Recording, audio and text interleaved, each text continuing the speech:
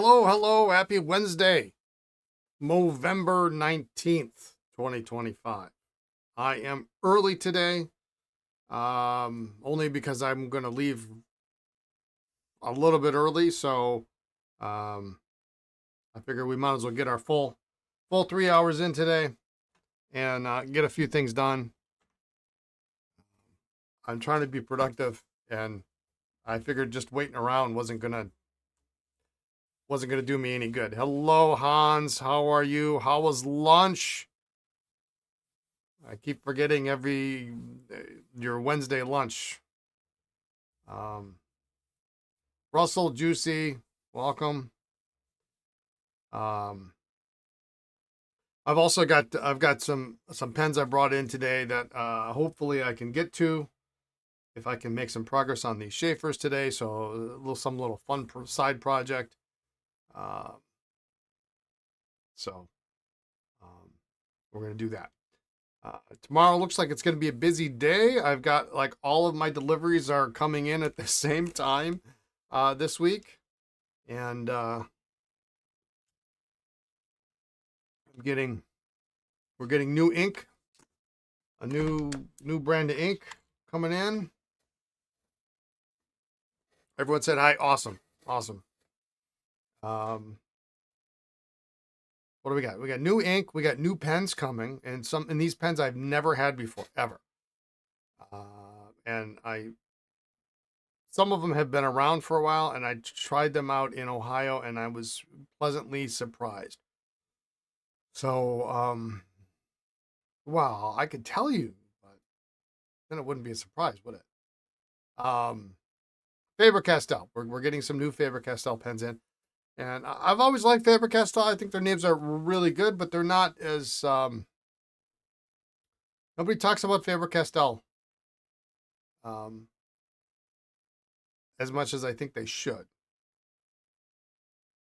But these are very nice. I'm very pleased with these. So we'll try these. We'll give them a shot. Why not? I've got some Pelikan 4001, and Edelstein is arriving tomorrow. So that should be up on the website within a few days. Probably not going to be. Oh, we might have the ink bottle up tomorrow. Samples I'm still working on. Hope to have those up by Friday. The perfect pencils are good. Yeah, they're interesting. We always sold the cheap ones, and those always did okay. But we'll take it one step at a time. So what else is coming tomorrow? Ooh, excuse me.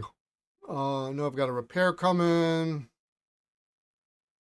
Oh yeah, well, yeah. You want to spend $500 in a perfect pencil? Yeah, it's going to be good.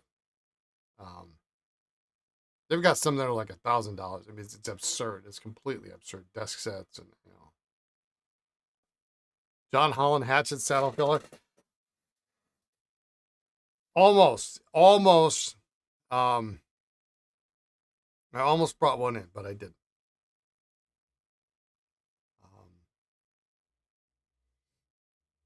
Nothing too mind or earth shattering, but when I look around, I find things that need some love. They just can't be sitting around like this, so that they need to be fixed.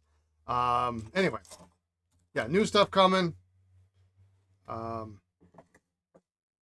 all my listings ready for the 10 desk sets that we finished last week, and the 10 pretty decent consignment pens that came in on Sunday. So as soon as I get images for those will be up, and I think those we should get those by before Friday. So I'm hoping some of them today, but we'll see.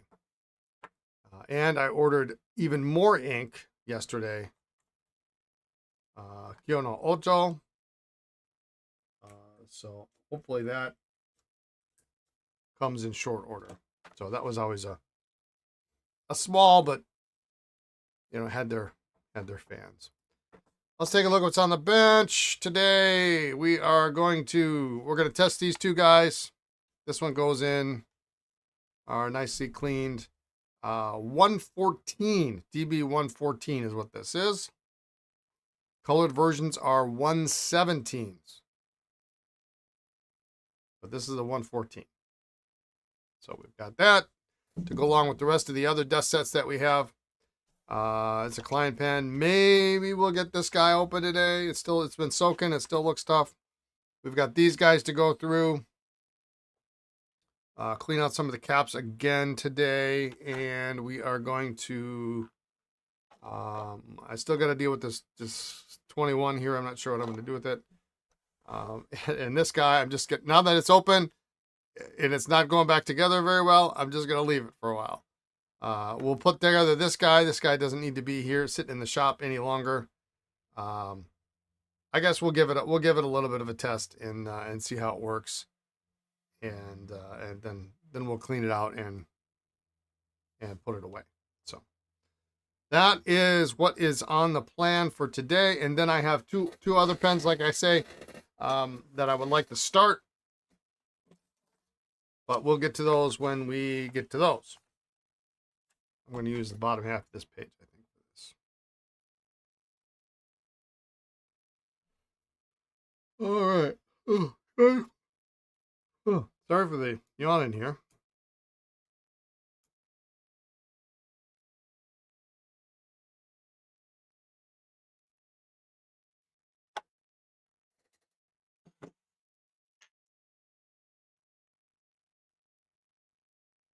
I like saddle fillers. They're kind of like a reverse lever filler.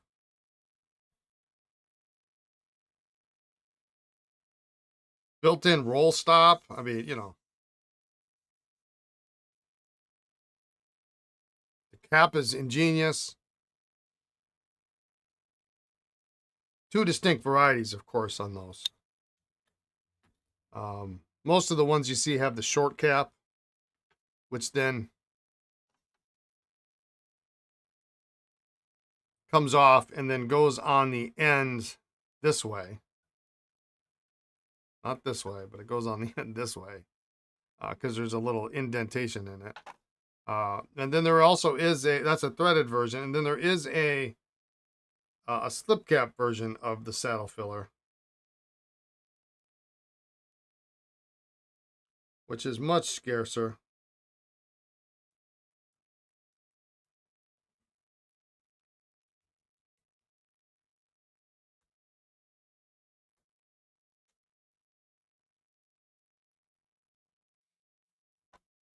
All right, put that together. Let's assemble this.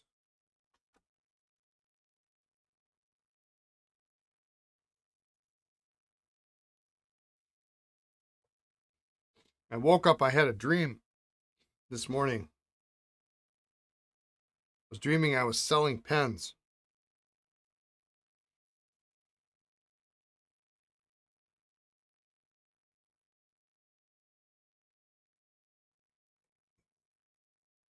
It was a weird dream.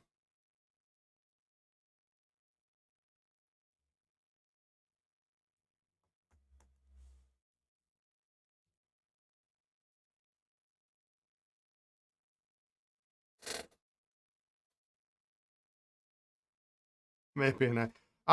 The person I was selling pens to was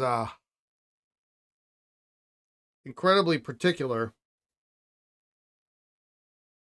And I think it was related to a side conversation that was happening over on Reddit.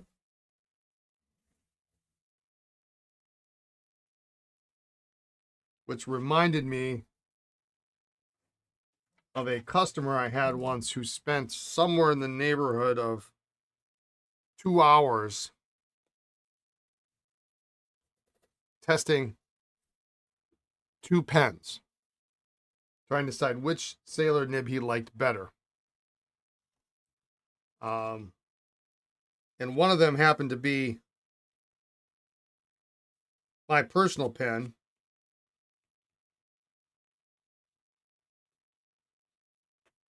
And he was excited because he seemed to think it had some flex to it.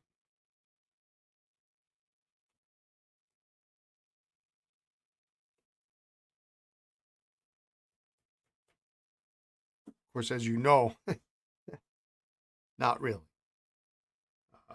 Like how hard you got to press on my pen to get it to flex.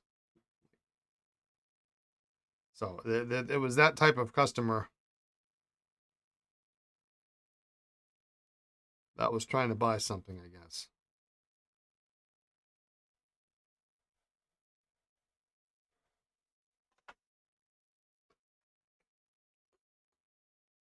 All sailor nibs are flexible. Yep, sure are. Especially the ones marked H. You know what? Let's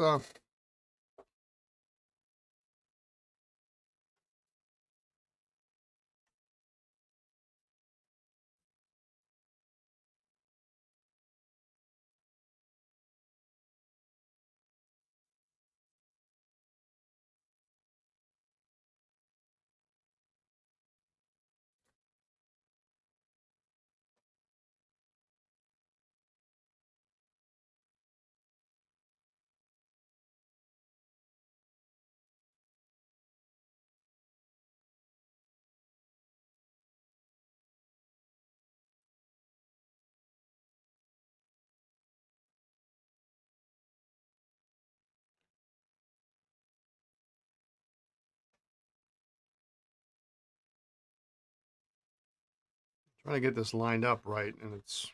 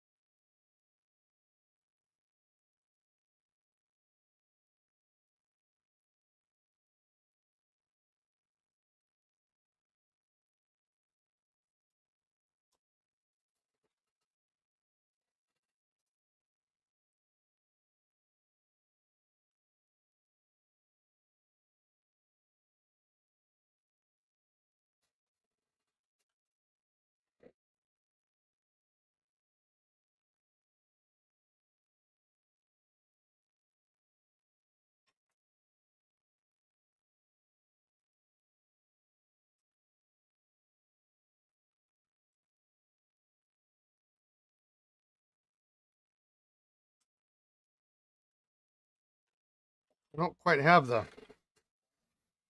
pressure bar on this pen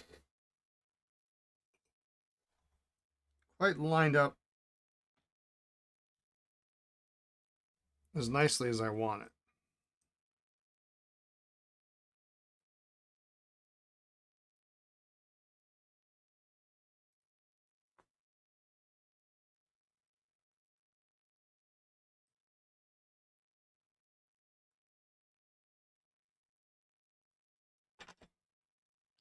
It seems to line up okay, and then I put the sack in, and it doesn't line up directly under the opening.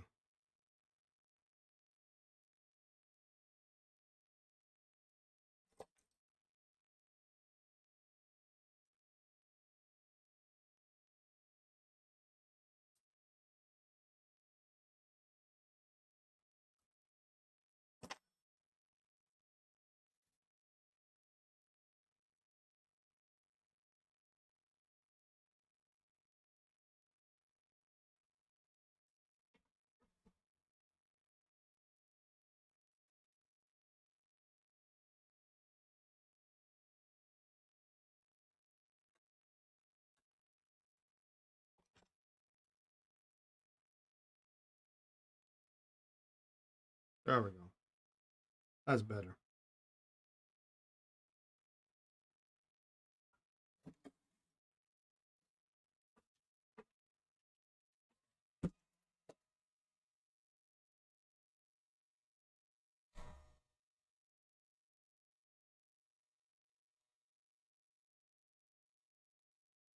The receipt arrived. Good.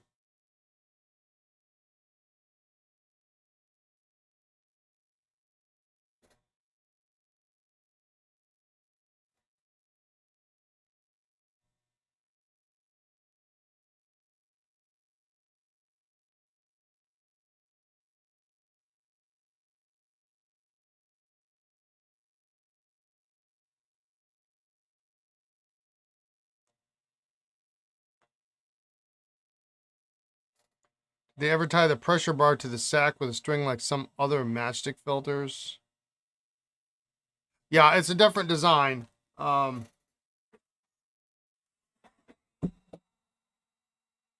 I can draw it for you.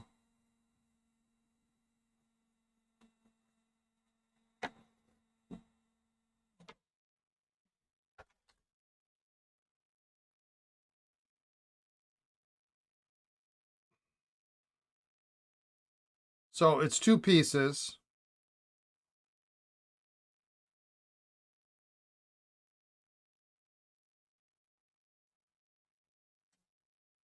This is a hole here. This is a slot. And if I look at, if I look at it from the end view here,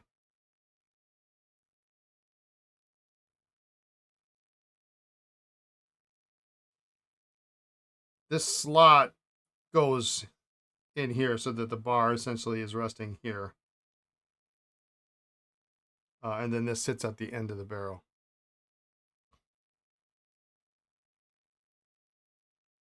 But you slide this kind of in this gap here and then rotate it and slide it up.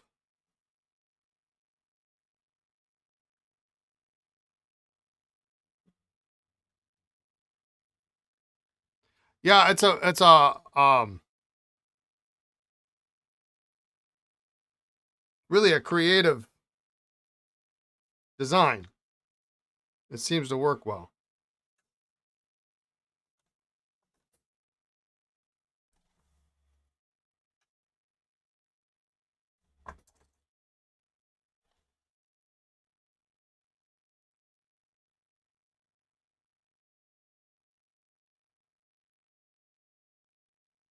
Well, this nib has seen better days. Holy cow! Well, somebody scraped the heck out of it.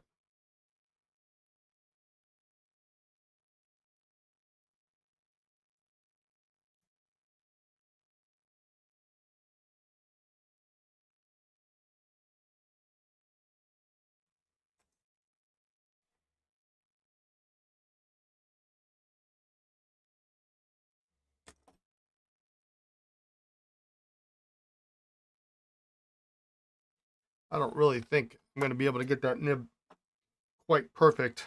It's got a crack in the breather hole.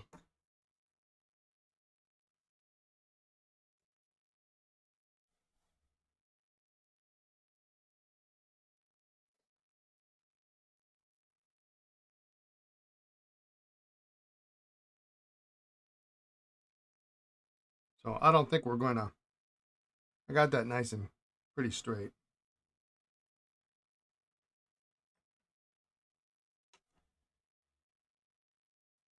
And then you would use a matchstick and do that.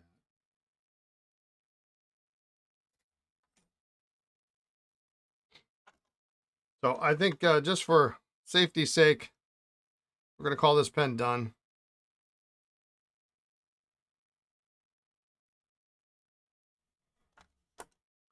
I don't want to mess with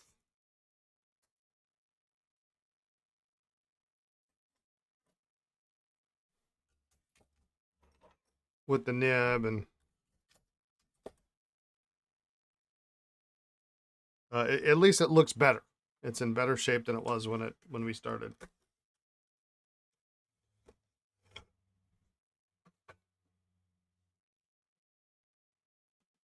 And I'm good with that.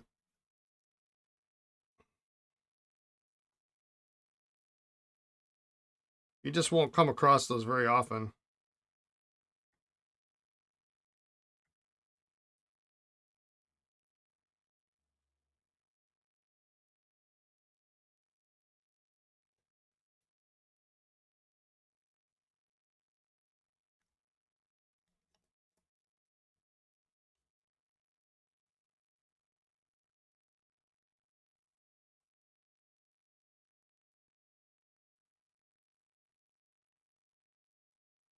Wow.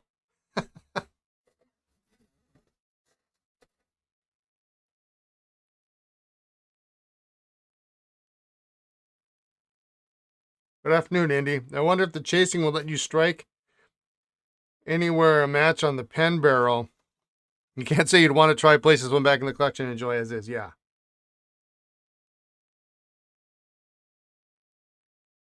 It's just got this great. I love these Aikin imprints.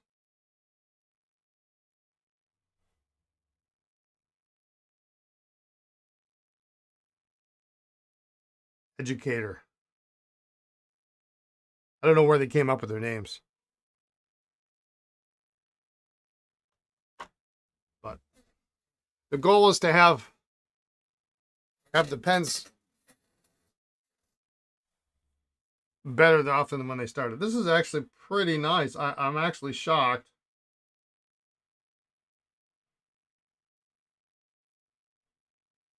I mean, really smooth.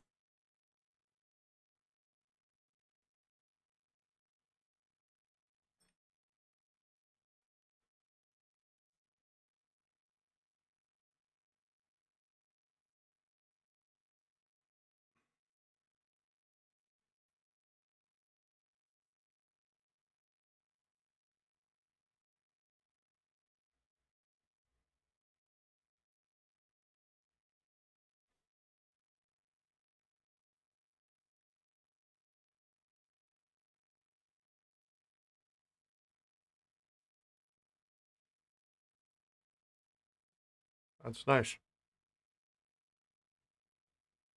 Seeing those makes you want to fill your Aikin Lambert case with the right pens. I hear you. I'd like to find trays, Aikin Lambert trays. Even more so than the few Parker trays that I need. That write's nice. I mean, I'm actually quite shocked.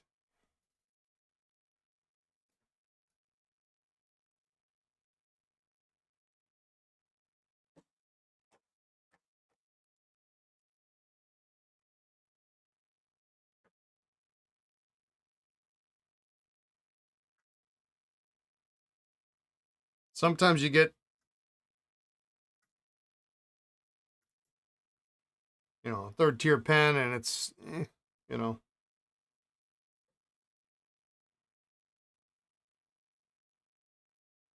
this is quite nice.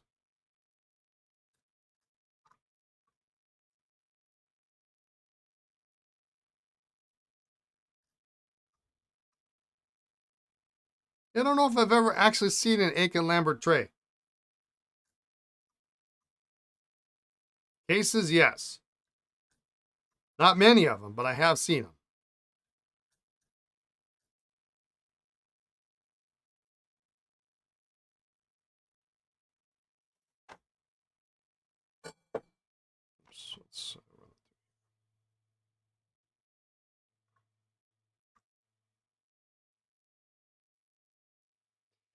You have the matching tray, huh?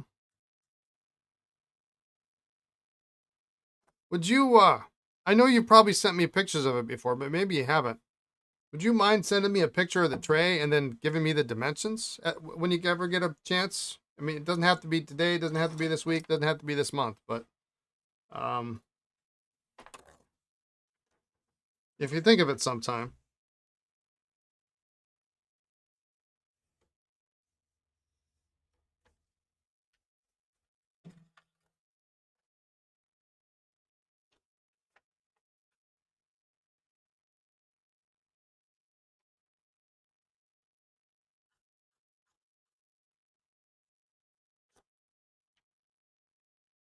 I'm going to use the backside of this for this guy here. I'm going to recycle the paper. I just don't want to waste a whole sheet of paper for this.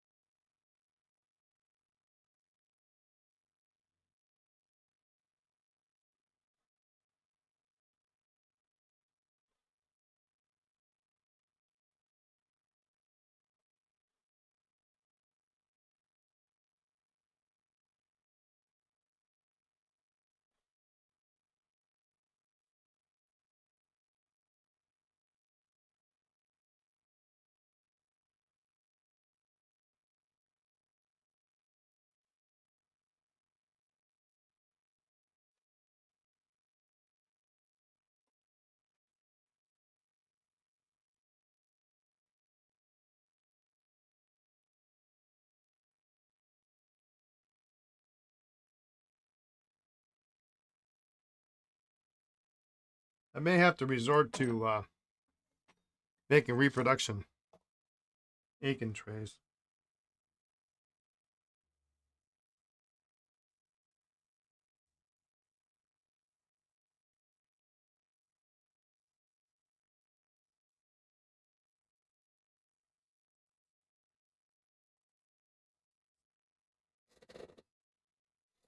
Actually, I've got 2 Aikins on my desk right now.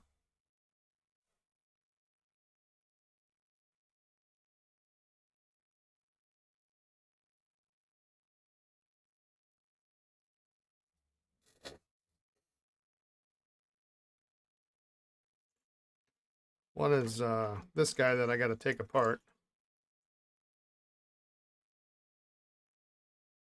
I haven't done anything with yet.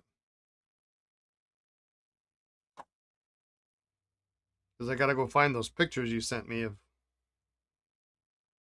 the disassembly.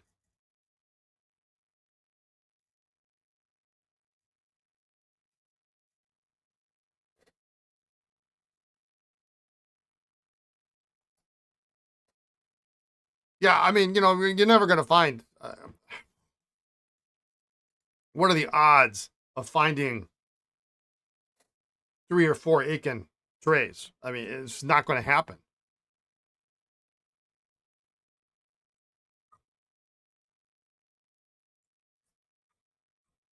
I just recently acquired a John Holland case, and I would gladly trade that for Aikin trays, but that deal is never going to happen.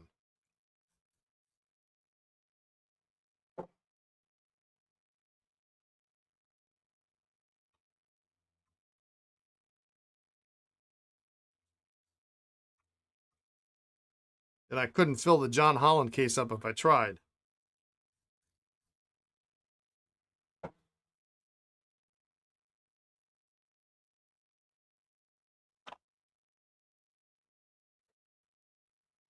All right, well, so we got another desk pen. I did have, I had some fun this afternoon reminding myself the names that Esterbrook used for their desk bases.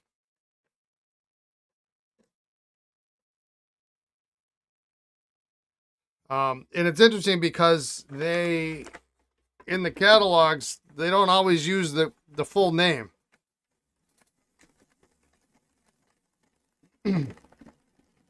So in one spot in the catalog in the price list, the colors are red, blue, gray, green, brown, and black. And in the other part of the catalog, the price list, it's, well, black is black, but it's walnut brown, seafoam green, rouge red, and Florentine blue, which is my all-time favorite. It's really a stunning color.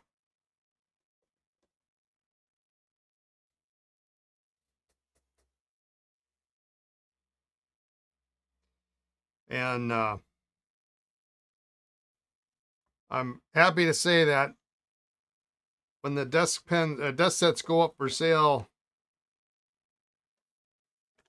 it doesn't sound like it's going to be today, but today or tomorrow or Friday, I will have at least one of every color that they made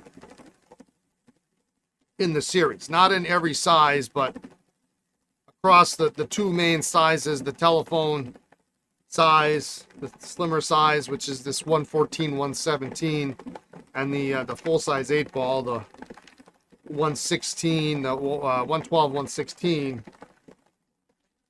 I've got one of every color.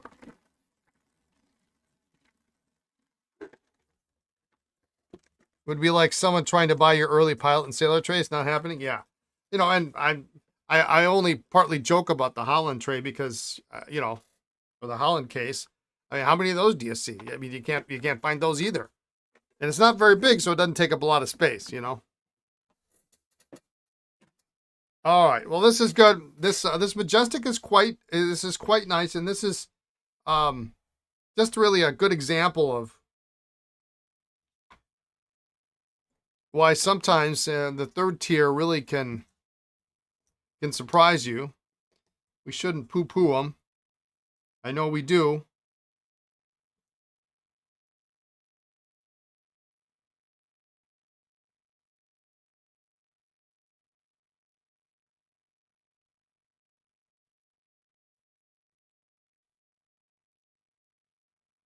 But this one writes really great.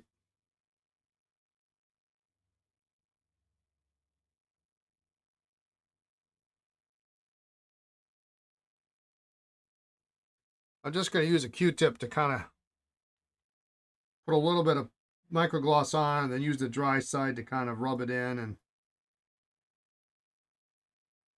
this plating is so thin. See, I'm getting some stuff off. that if you go too hard on it, it'll just come right off.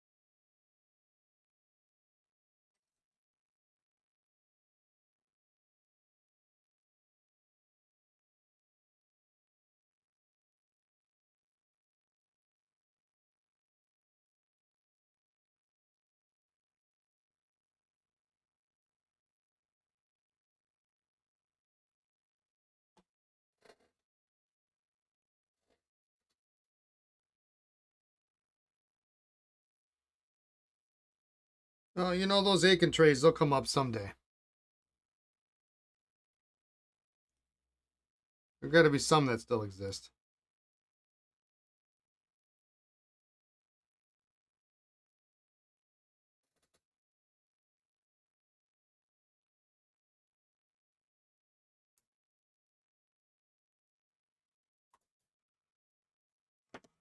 And I'm going to do the same thing to the cap.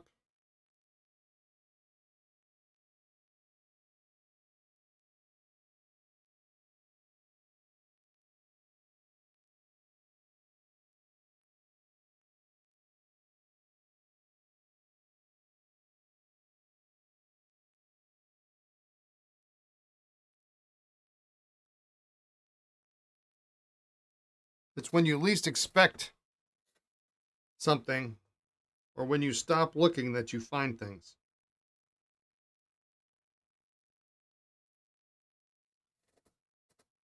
I remember when I discovered Aikin Lambert made a safety. And I looked and I looked and I looked and I couldn't find him. I looked a long, long time. eBay, pen shows. And I just about gave up. And when I stopped looking, I ended up coming across 3 in a span of like 3 months.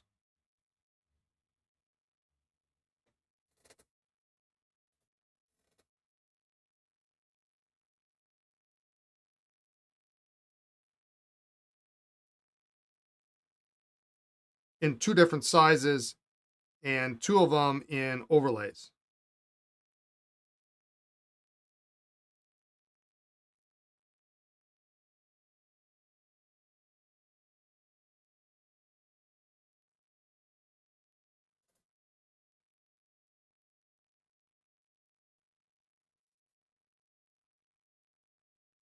You would consider trading your Aikin case with Trey someday, but it would have to be for something truly interesting.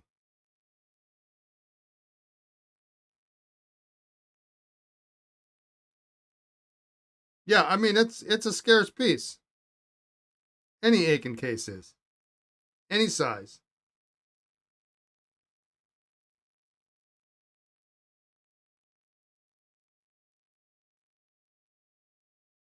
You know, how many of those do we think are sitting out there?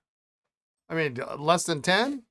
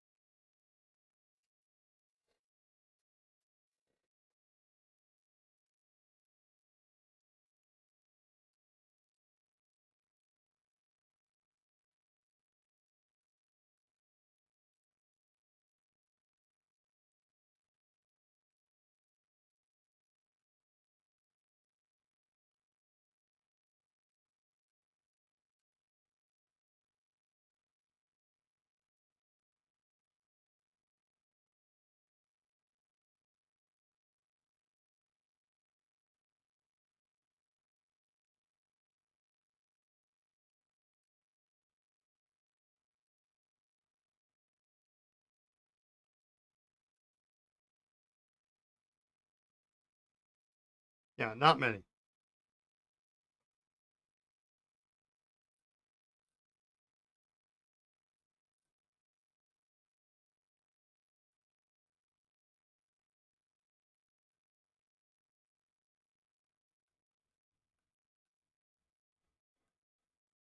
And if you want to be truly specific,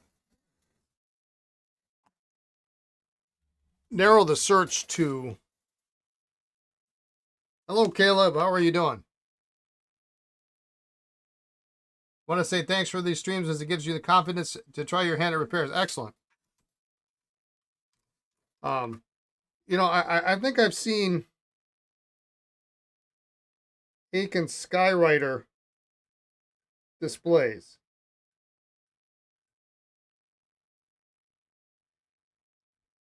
But that's well into the Waterman era.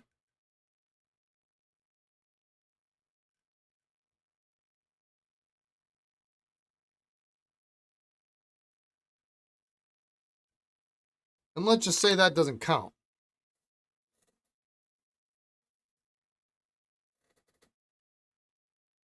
Caleb, I have no doubt you will succeed at pen repair to a better extent than I would succeed at drawing.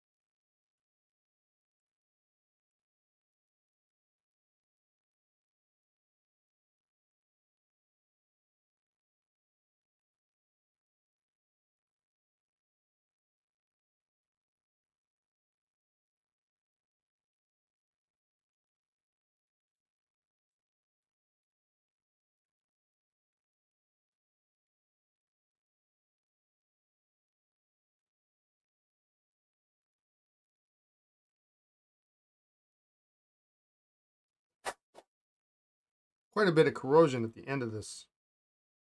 It's ugly, but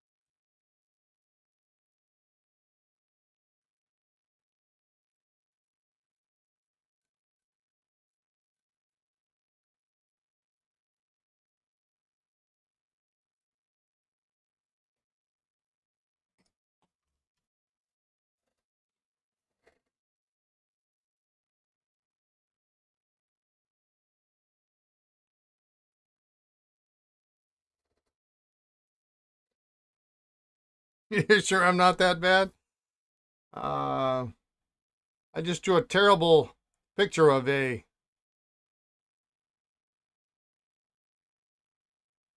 Matchstick Filler pressure bar.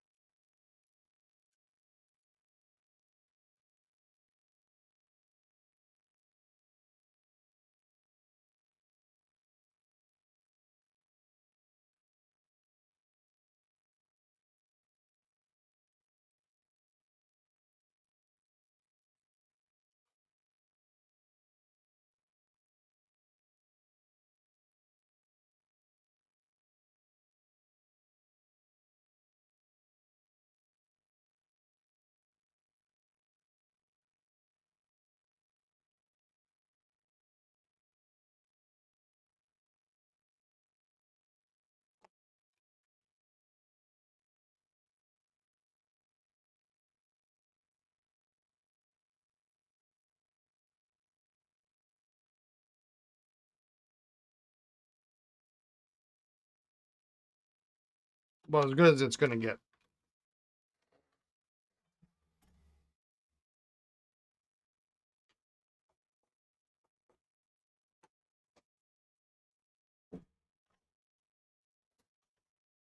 Those are good. We'll deal with that rest of that mess later. All right, let's hop back to these guys.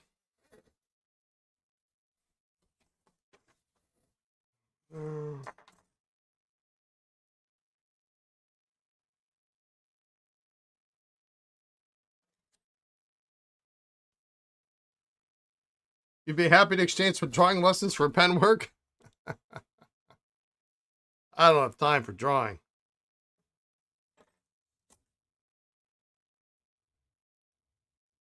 No time for that nonsense. I'll leave that to the professionals.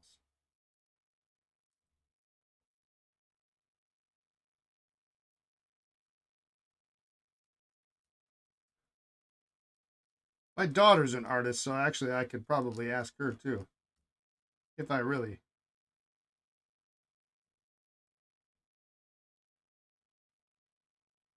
We're so inclined.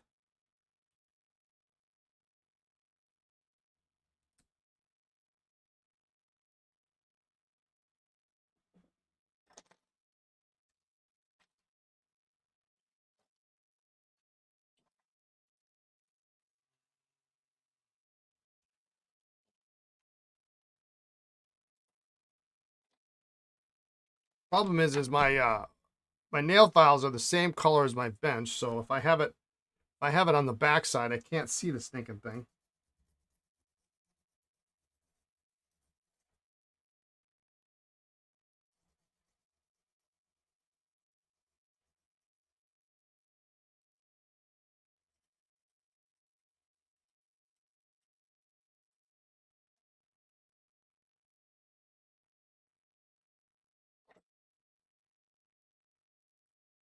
The one time you drew some diagrams of nibs for your pen club, a member suggested it would be better if I didn't attempt to draw anything in the future. Ooh, that's harsh. Harsh.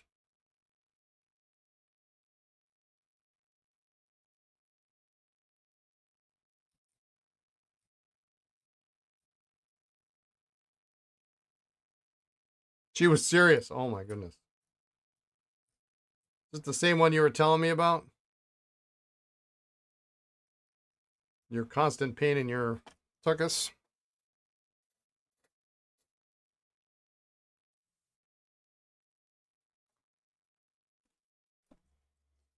Oh yes, yeah. I don't understand those people.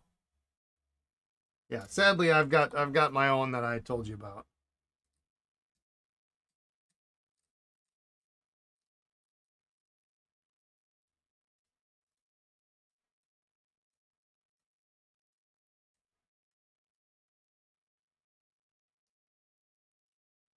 The thing is they don't see that they're being rude.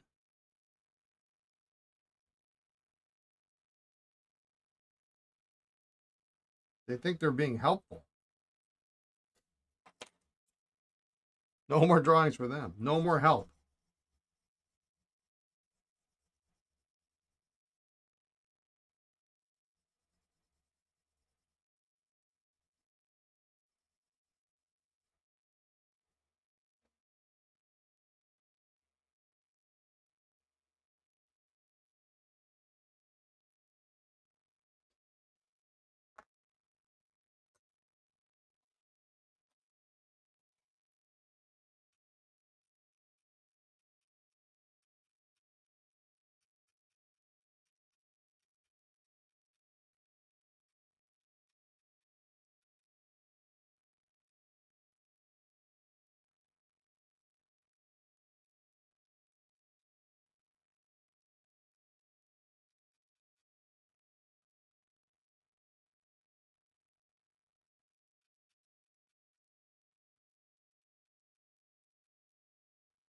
They do know, they just want you to think it's well meant.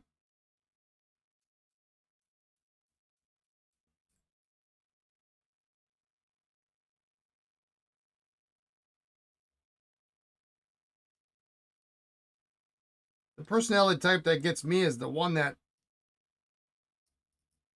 knows almost nothing, but can't believe you're right.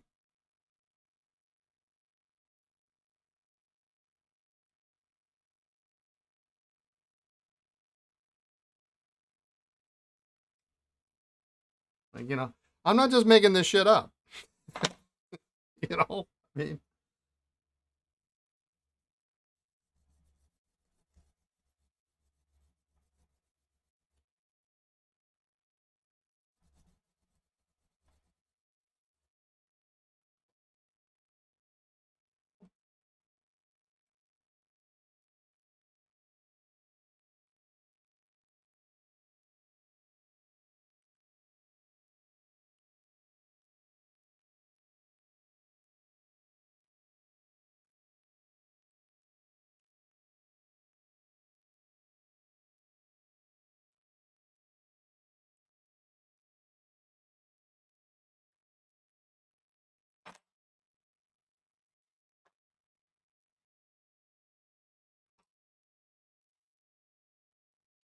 just clean off these sections. Do that first. And then we can resack them. And then I'll get back to cleaning those caps.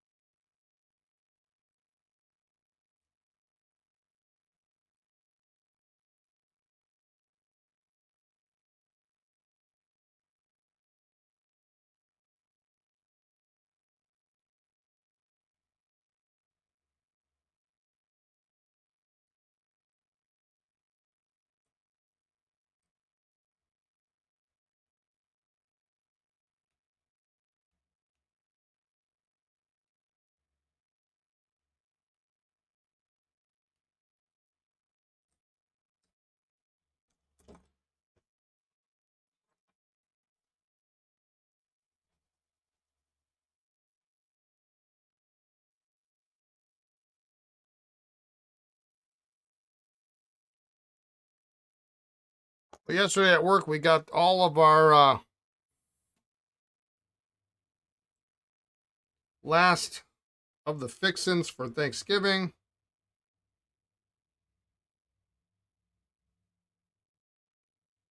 So we are good to go.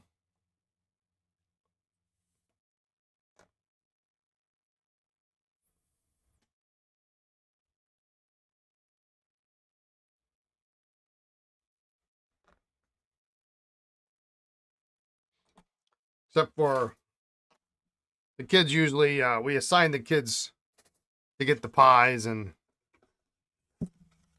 then they're bringing the potato dish. So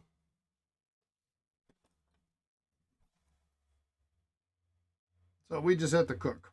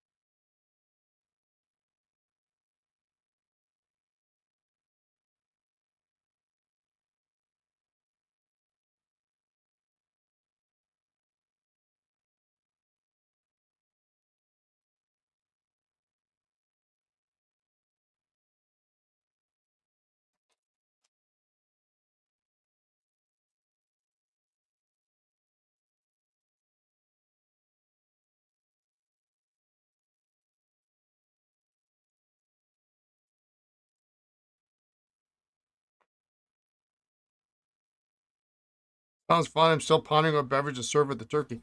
Yeah, actually, okay. So you're right. I don't have everything. I don't have everything yet.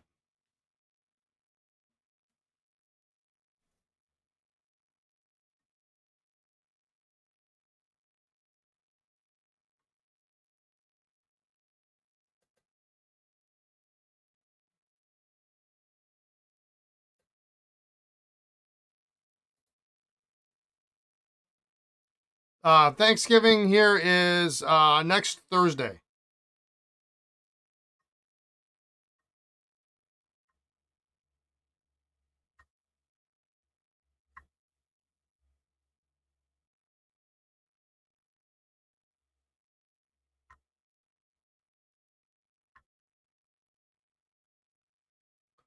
Well, this doesn't really fill very well.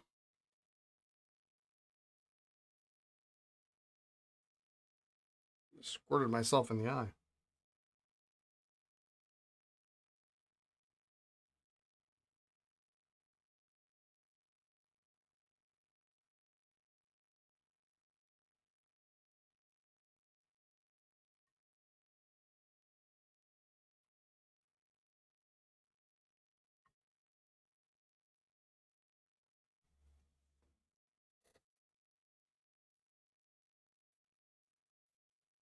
Couple days before your birthday? Nice.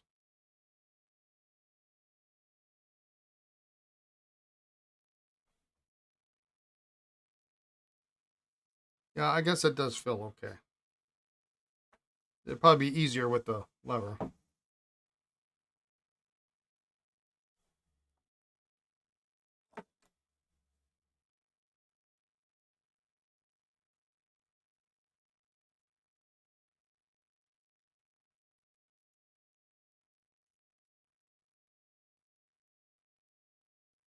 It's always fun to see what the entrants for Potato Wars are going to be. I think this is year 3 now.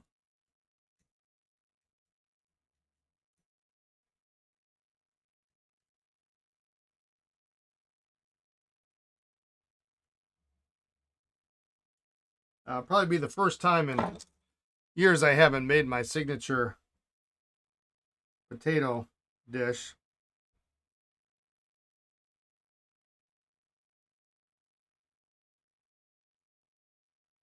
But I made it the last,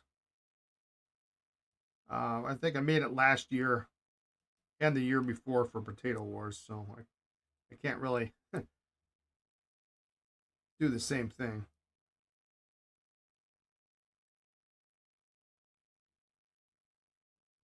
I'm also pretty much one of the only people that eats it, so I do a riced potato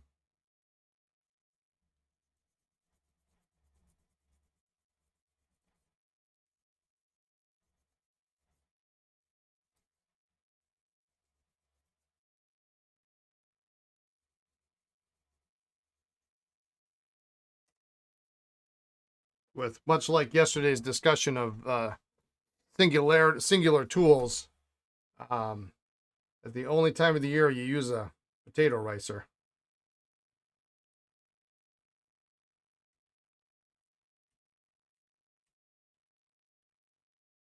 Green bean casserole.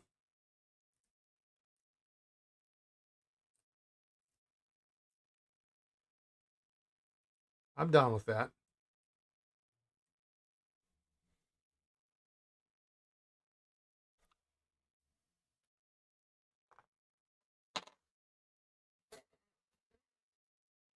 You thought that everybody had a ricer? I mean, what else? Honest question here, because I don't know. In my family, I've only ever known that to be for potatoes, but are there other uses for them?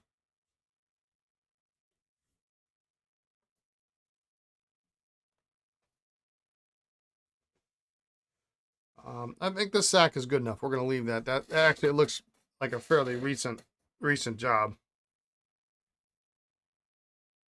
Anything you could throw fried onions on is cool with me, really. Yeah, amen. Amen. Fried onions.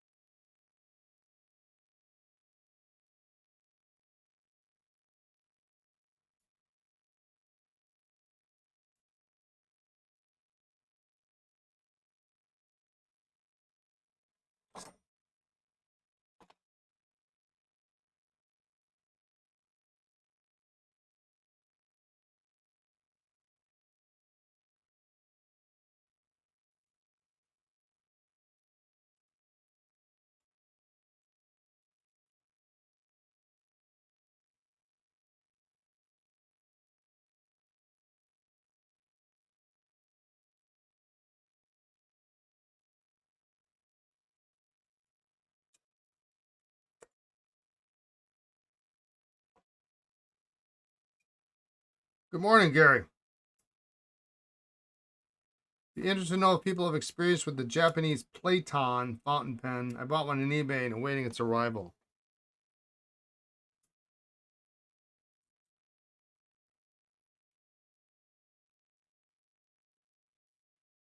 Platon. Oh, I'm thinking of Python. Python is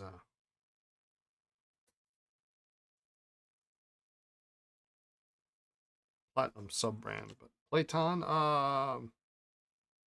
Heard of them. Hans might have some input. You've heard of people using a ricer to make egg salad? Sounds messy. Oh yeah.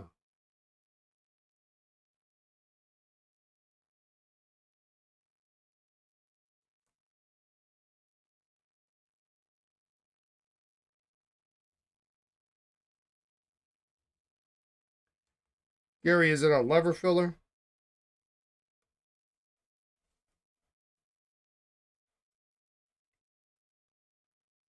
Those are usually fairly early pens, if I'm not mistaken. Or early.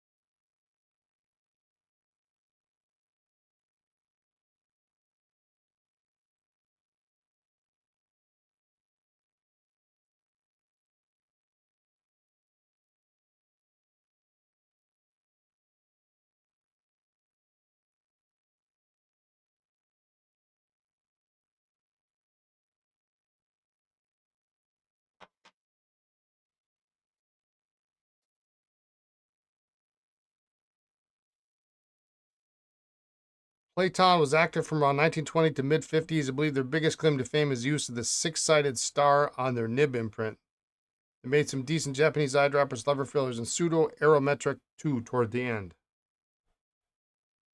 Their big claim to fame was the design on the nib. That's from Hans, Gary, so vintage 1940 celluloid maquille. Okay.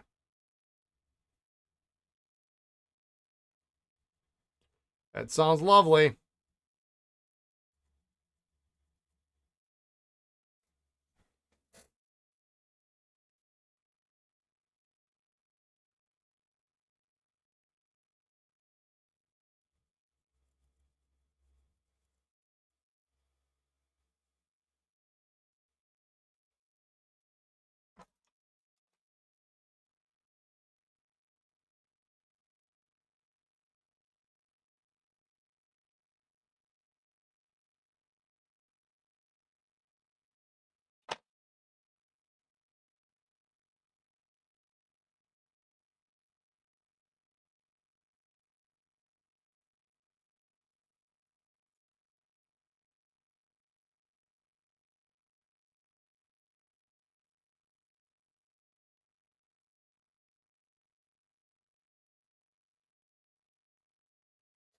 Note that pretty much all nib makers in Japan would sell their nibs loose to consumers, so the nib imprint is not a guarantee that the pen in it is of the same manufacturer. Yeah. Unless there's an imprint somewhere.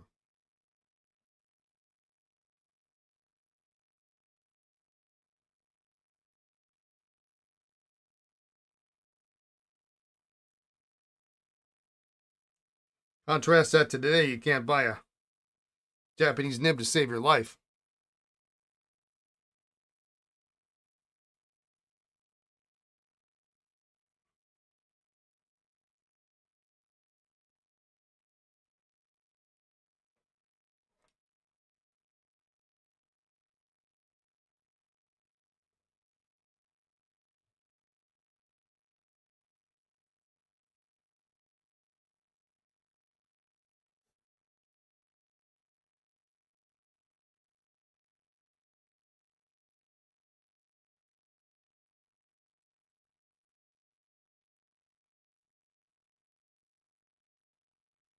Interestingly enough, Esterbrook sold nibs designated to be used for regular fountain pens.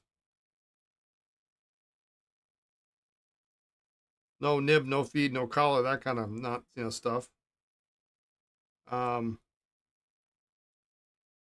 you never see them today.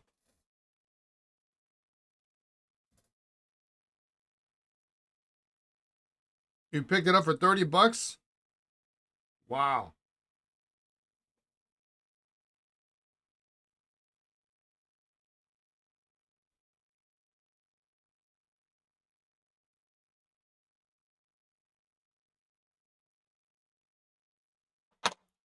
I'd say you did all right.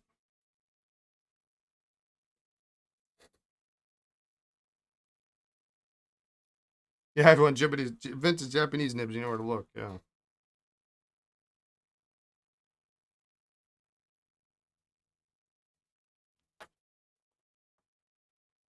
Just double checking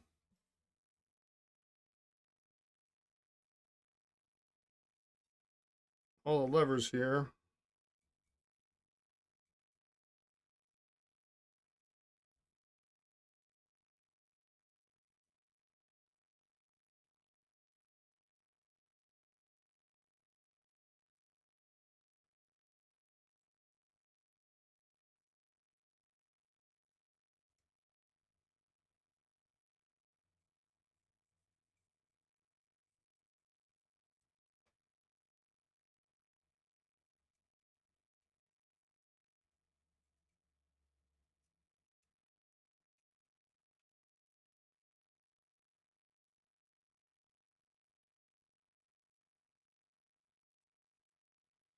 With the increased expense and complexity with which to acquire vintage Japanese pens, they've really shifted out of that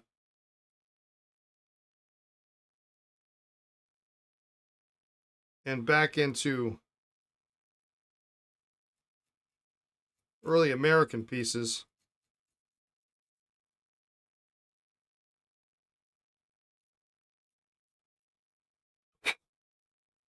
Which has kind of been a real focus for a long time.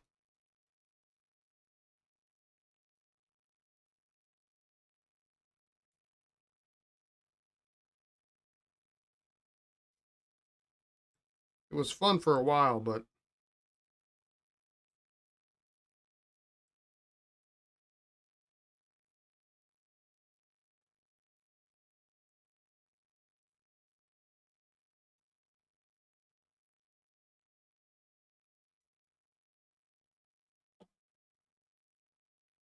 you've been more interested in American pens too. Yeah, yeah. And I've bought a shocking number of Sheaffer pens in the last 3 months for myself.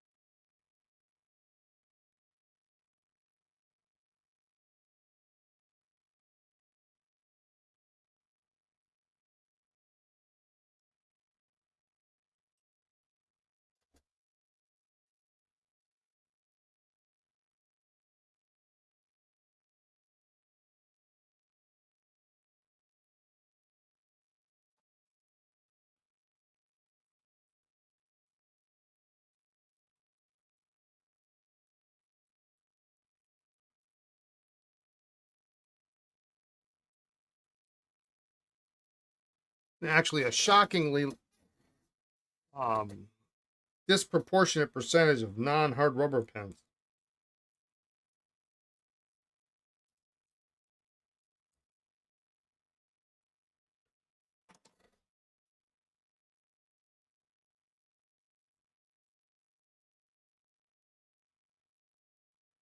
But you get what you get, and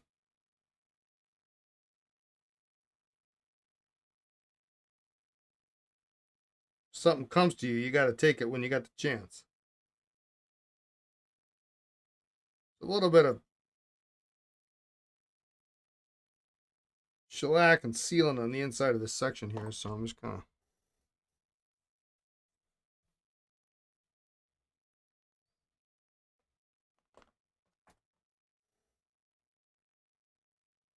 eliminate any.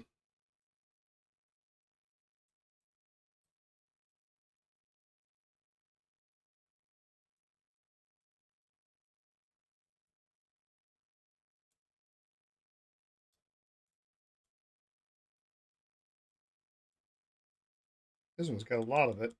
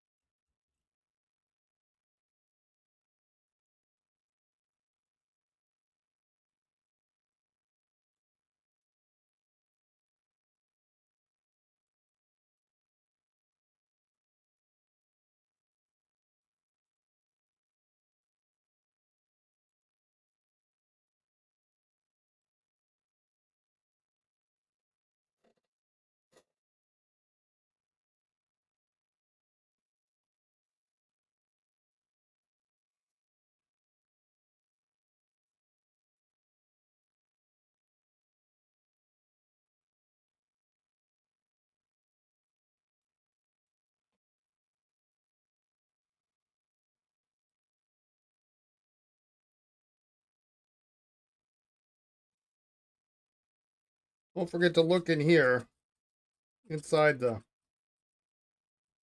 barrel.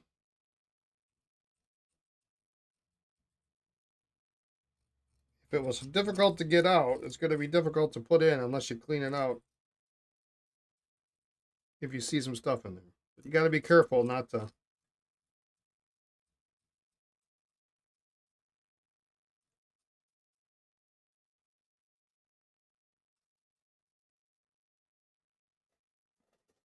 Press too hard, you'll have problems.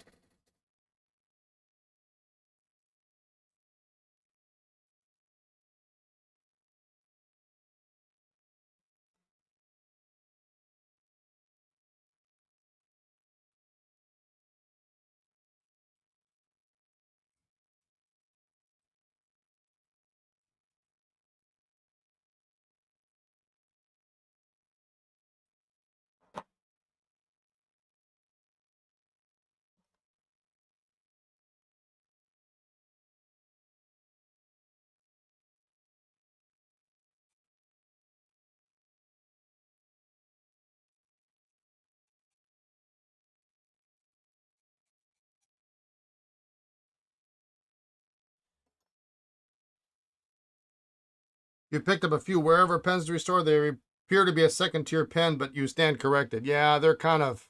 It depends. There are some better wherevers. Most of them are not worth your time. The deluxe are quite nice. They have potential. Um,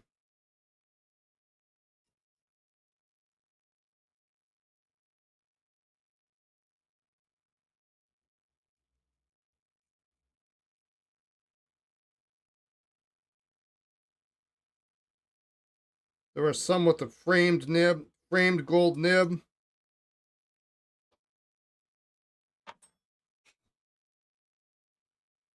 As long as the nib isn't completely shot. Um,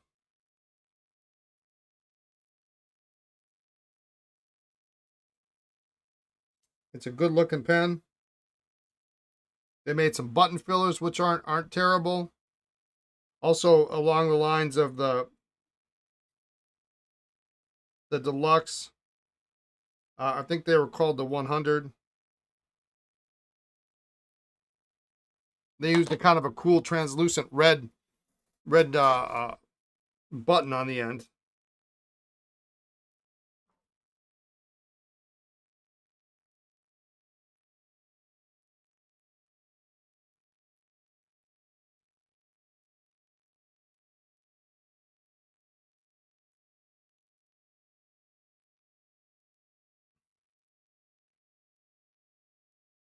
And there are some really early ones with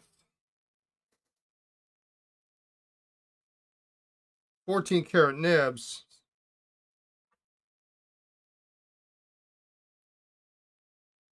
But they're few and far between.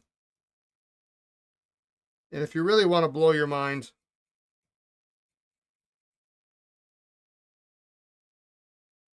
the earliest ones were made of hard rubber.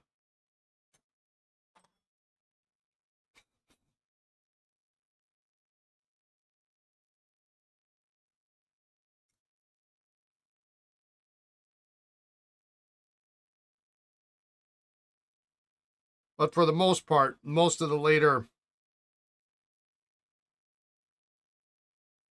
after the 40s, stuff in the 50s, and I mean, a lot of the stuff is just pure garbage.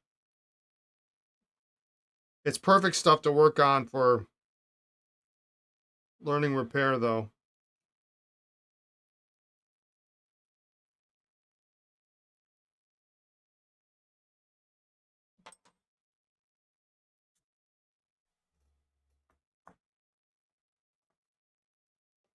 You know that the bottom of the line wherevers didn't even come in boxes, but were held onto a piece of cardboard with a clip.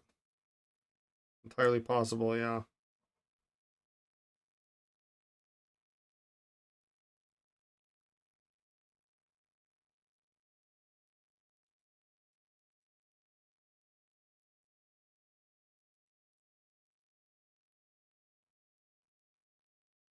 It really all depends on how well the pen was kept.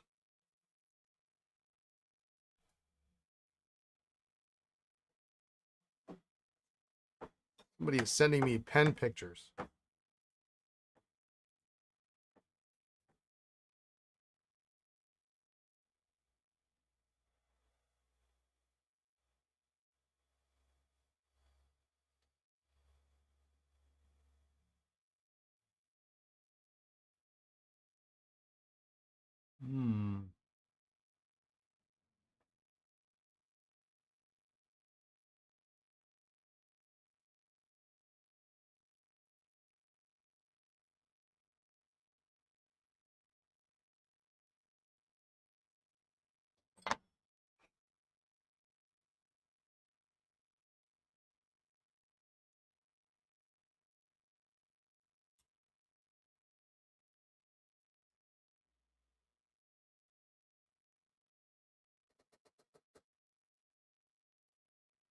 Although I say that like it's never happened before.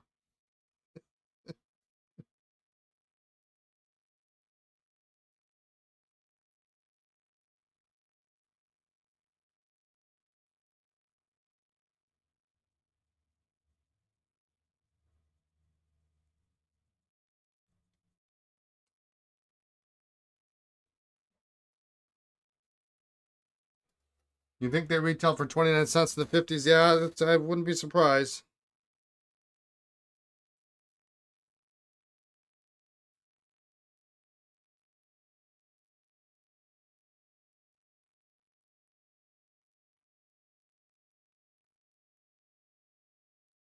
Or as they say, cheap.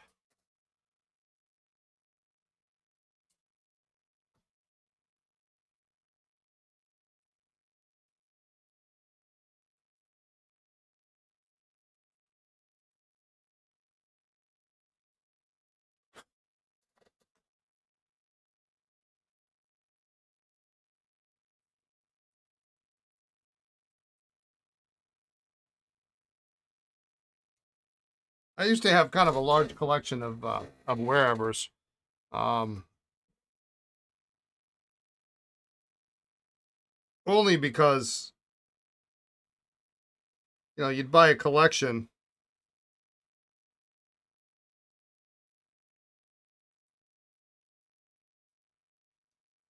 and there's always one in there. And I only collected them because I collected the ones in really um, funky materials.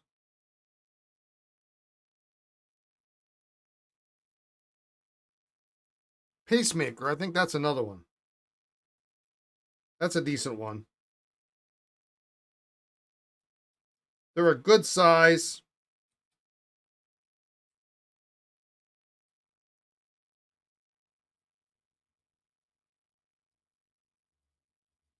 They post well.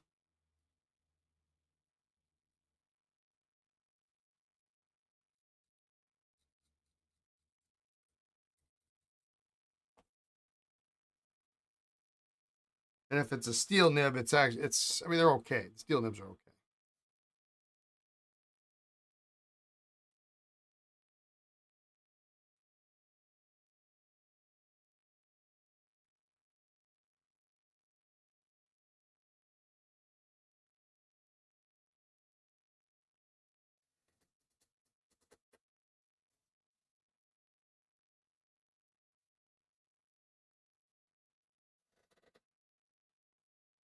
Hello, Patricia. New to fountain pens. Like a beautiful pen that's reliable in less than $100. What would you recommend? Um, One of my favorites has always been the Lamy Studio. It's solid. It's well built. They make them in some nice colors. The new Orion matte is lovely, but that Imperial blue is a beautiful color. There's no question why it's been in the lineup for years and years and years. It's got some weight to it. It's not heavy, but it has a solid feel to it.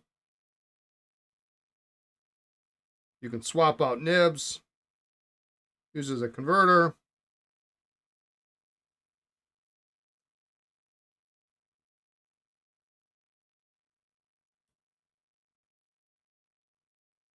I mean, there's a lot in the under 100. I mean, it's a wide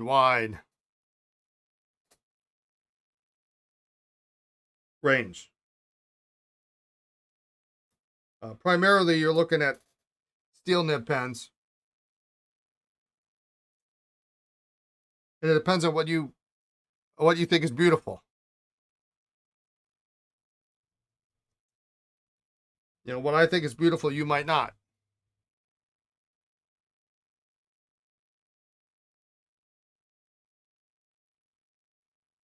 But the Lamy Studio is a good one to look at. It's got a really, I like the clip. I think the clip is, not only is it beautiful, but it's functional. It slides in the pocket nicely.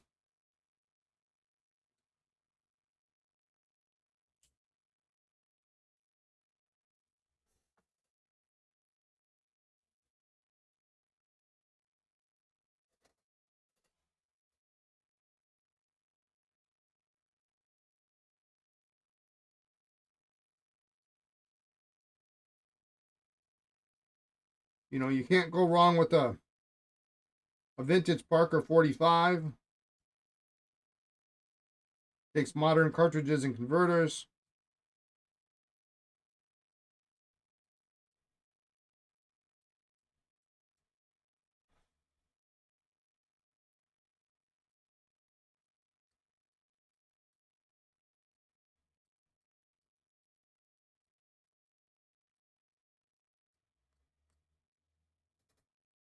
TWSBI, love TWSBI.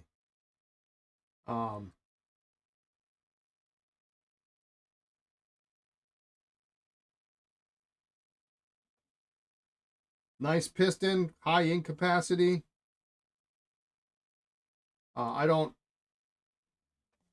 recommend you take them apart.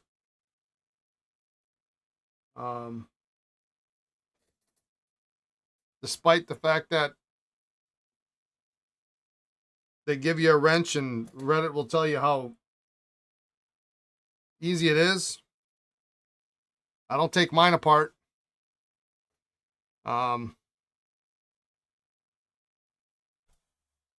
Lots of fun colors.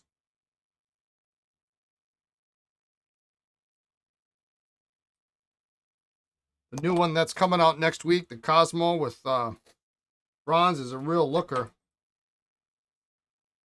And they're starting to do more of these marbled materials, which is kind of nice.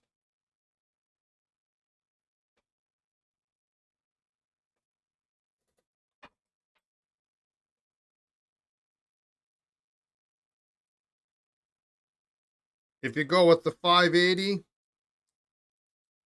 as opposed to the Eco, you gain a considerable advantage in that you can swap nibs or buy new nibs for it, whereas the Eco is really not designed to do so.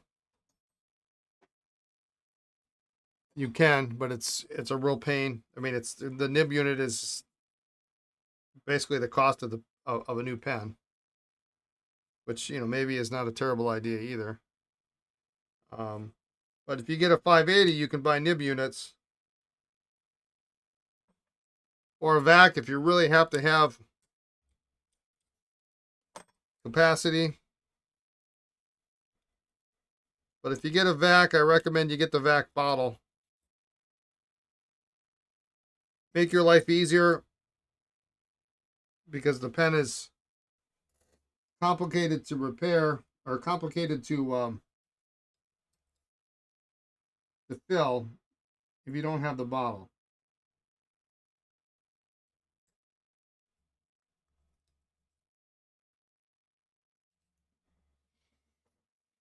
Sheaffer makes a nice pen too. The 100, the 300, well, the 300 is a little bit bigger pen, but the 100 uses the same nib and feet that's on the 300.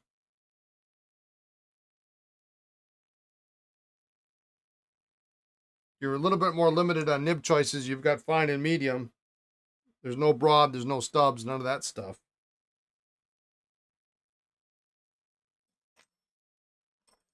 But they're a nice those two nibs are really quite nice. Um,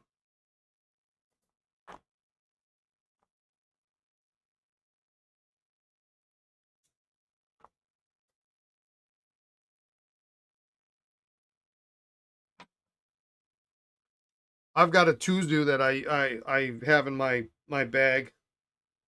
It's kind of a knock around pen for me. It always starts.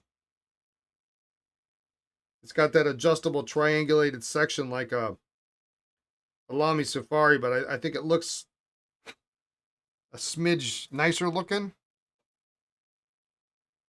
And the broad nib on that pen is to die for. Is really, really quite good.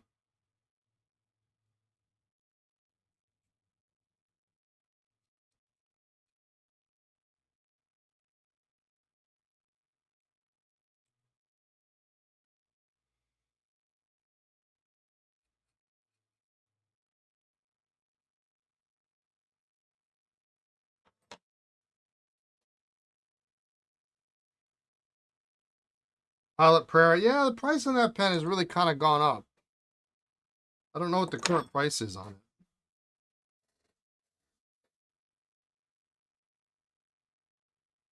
The cap is nice. However, the ink under the inner cap is a problem. Unless you have a solid colored one where you can't see that.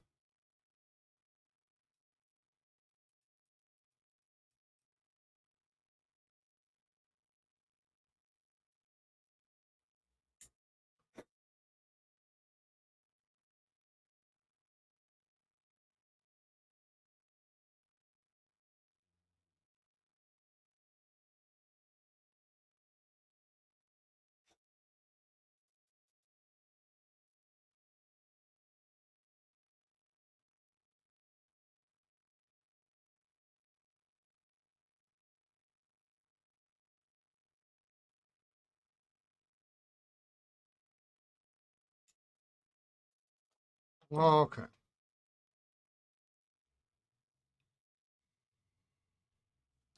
Let's get some sacks on here. Oh, we're going to need some 18s and 20s probably, huh?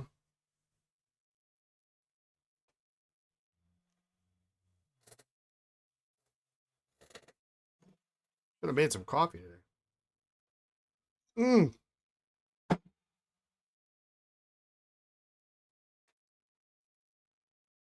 I don't like cold coffee. I don't like it when it's a surprise. Hello, McEnthusiast.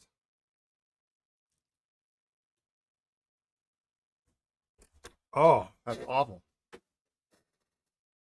I'd rather have warm water than cold coffee. Let's get some sacks. Probably 18, 20.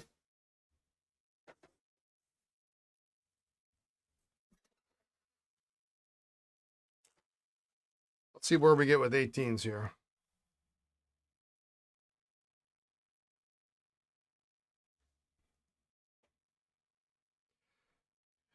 Hey, Jason, you like iced cold brew, but yeah, surprise cold? Yeah, no good. No good. I think we'll do this one here. I a couple years ago I actually tried I never had a frappuccino before and I tried one. I was like, yeah, that's not that bad. That one's good to go.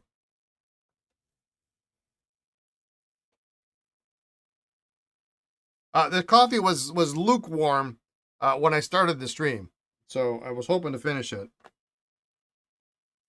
I think we can do 20s in these oversize.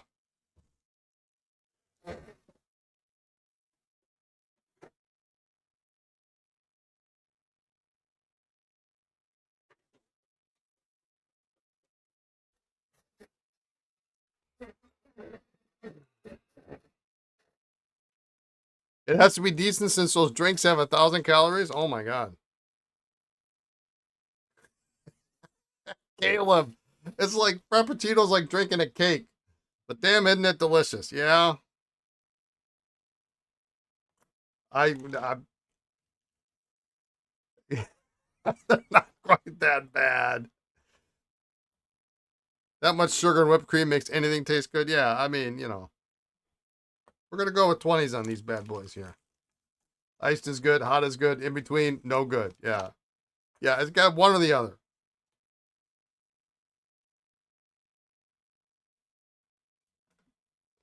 I haven't had one in ages.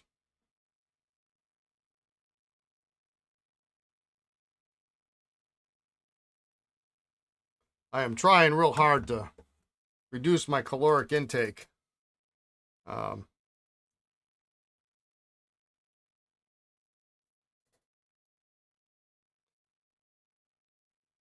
fall under the poor assumption that just because I ride for an hour and a half a day, at least 6 days a week, maybe longer on weekends, that I can eat whatever I want. And it's quite simply not the case. It doesn't work that way.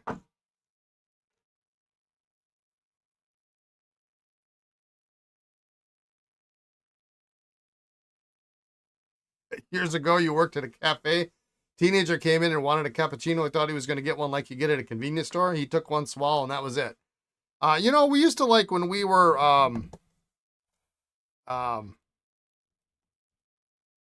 traveling and we would go and we'd stop at the gas stations in the middle of the night. I would get like what was it? Not like a French vanilla, but is it an English toffee? Coffee, at the gas station. Those were good. But you'd get them and it'd be like, 3 in the morning or something.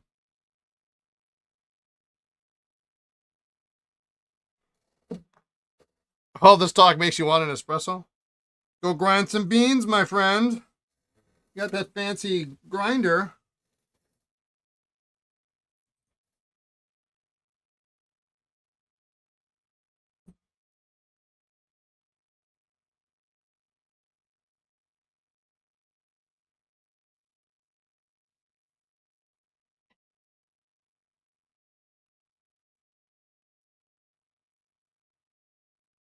It's too late in the day.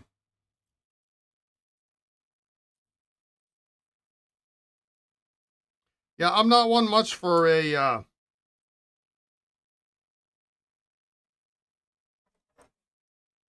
one of those pod makers, but I used to have a coffee machine that had it was a dual purpose. It had the machine on one regular 10 cup on one side or 12 cup or whatever, and then on the other side it had a single cup maker, and you could just with the reusable filter.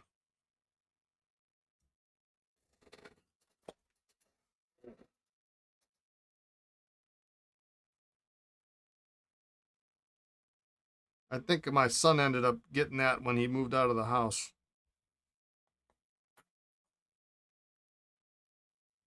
Another time a guy came in and ordered 60 shots of espresso. He drank them down one right after another, and then he tipped the waitress $100. 60 shots of espresso. That had to have been like a bet. I mean, who does that? That's not healthy.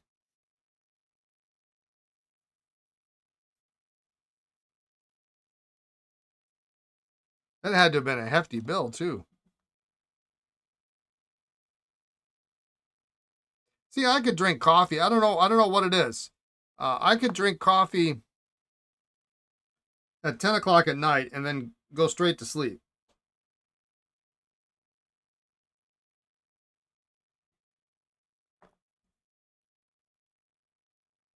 I'm one of those people.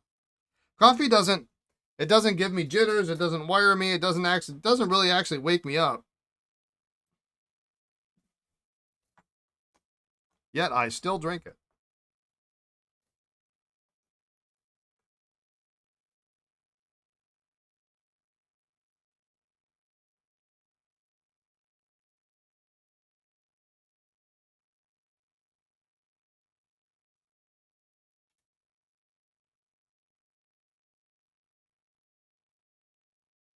You had tied one on the night before. I might do it.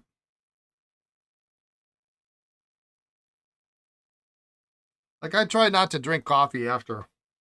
Yeah, we have Lisa and I make a pot in the morning, and it's just enough to uh, fill both of our cups. We have one cup at home, and then the rest of the pot goes into our. We both have these contigos, which I don't know how big they are, but we fill those up, and that pretty much takes care of the coffee pot.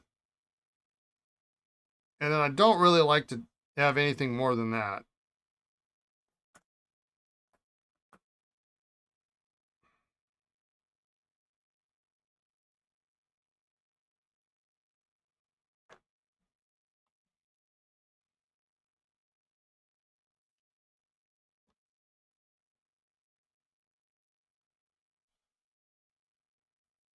That one we're gonna leave. I think that's just fine.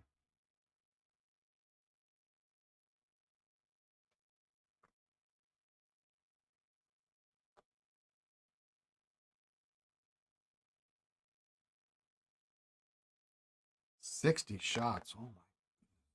I just can't imagine.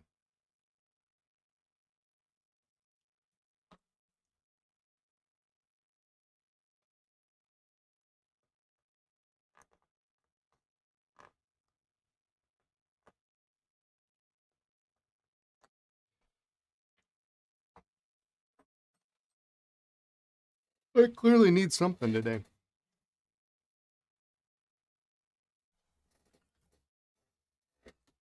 Water ain't cutting it. Any of y'all ever had that water Joe? You ever hear that stuff? Caffeinated water.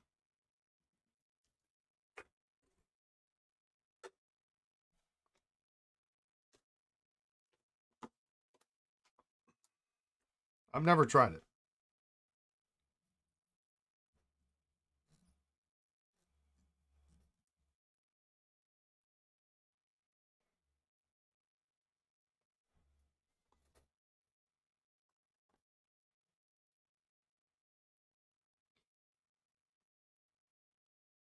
Hey, we're gonna get to my secret pens here in a minute. Oh, maybe not. I got to clean these caps out.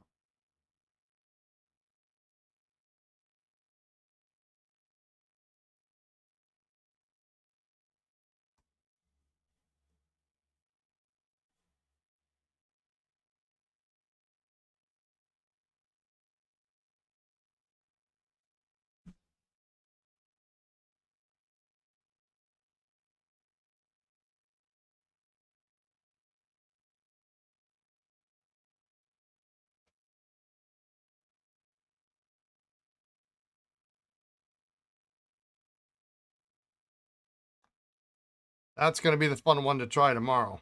That stub nib on there.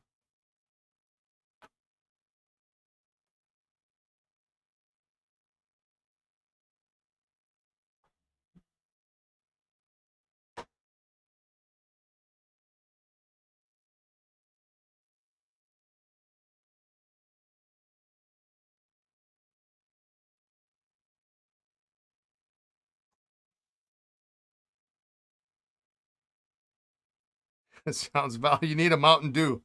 All right, be back in a bit. I had a Mountain Dew.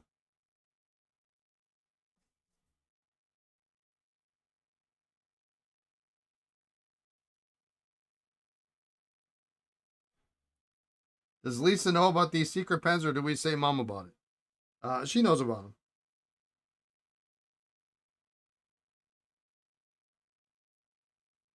They're only a secret to you guys.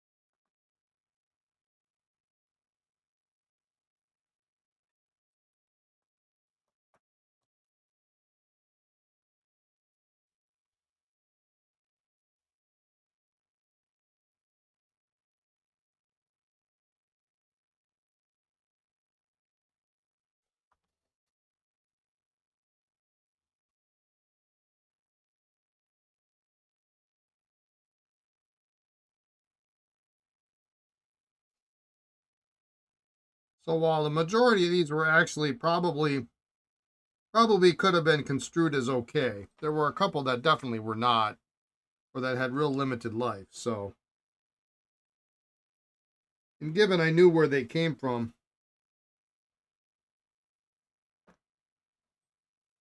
it was best we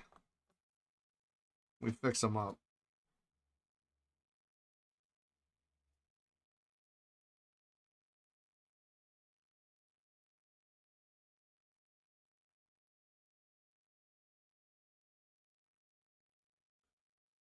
Not because they weren't done correctly, but because they were probably done a very, very, very long time ago.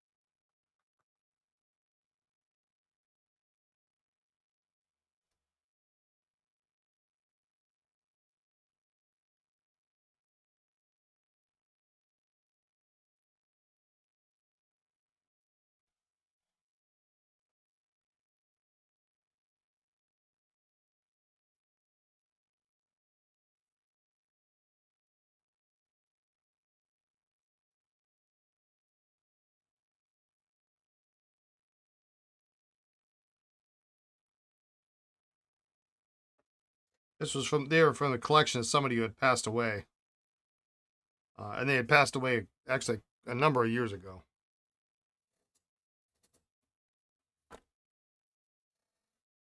So, I mean, it could have been 10 years that these were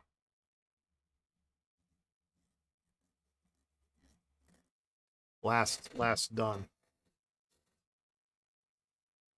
All right, so we're going to just run right through the sack's a little bit springy there.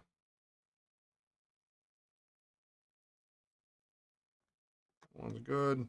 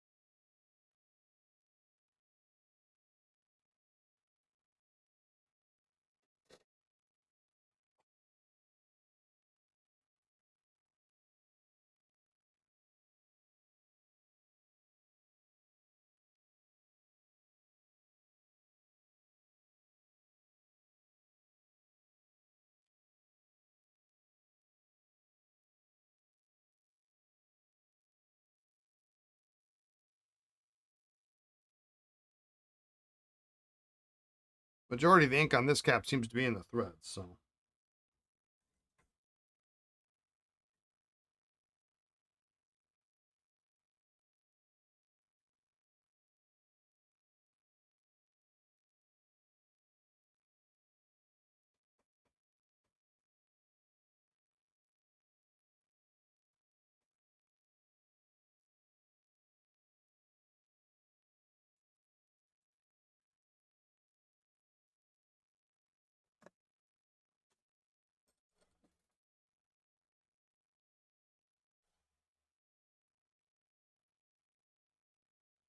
You think pen companies would be successful if they reintroduce sack filling pens as a standard item? Will that remain in the realm of super limited edition vintage pens?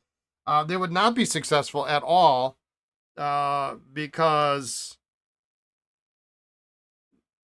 no one's going to listen to a company that tells them they can only use water and ink, or they have to manufacture some ink that's not going to completely dissolve the sack. All right, I'm going to put this one in the ultrasonic. We'll have to air it out. And I think I'm just going to do that for these two because they were...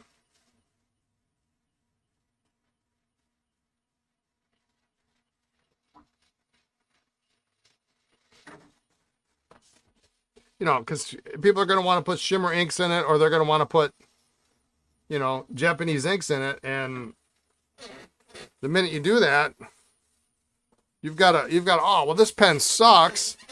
Everybody on, and you know, is going to be all over the internet about how they bought this expensive pen. Because, you know, you got to do a lot of that stuff, but you got to do that by hand.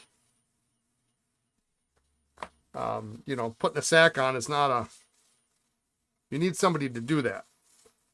And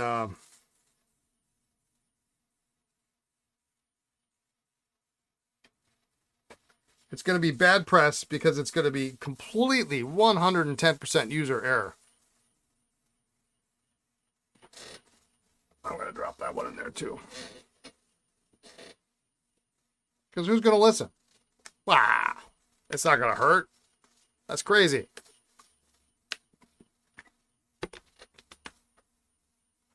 That's a good point. I feel it's a shame that stuff like touchdowns will remain relegated to history. I mean, they'd have to use silicone or plyglass sacks is what they'd have to use, I guess, which are considerably more expensive than latex. I guess if they did that, it wouldn't be so bad, but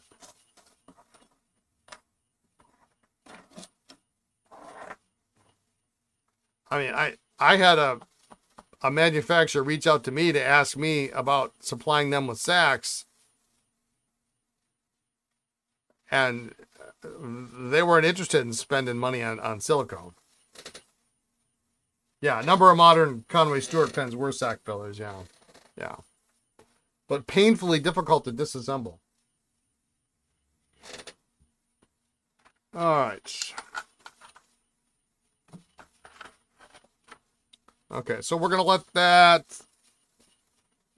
cook for a little bit. We're going to have to spin those out. I don't want those to stay wet. All right, and here's what I brought.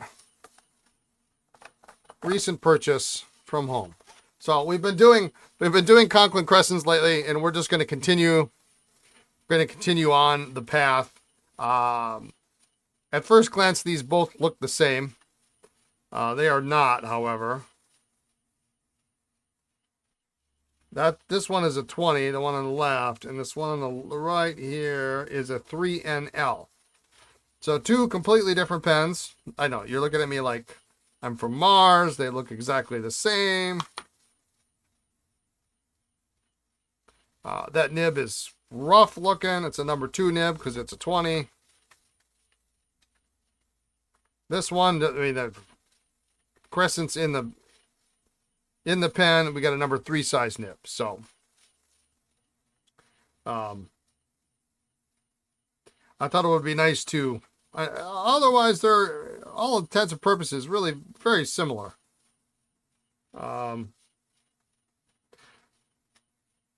This one has a very early crescent mark on it.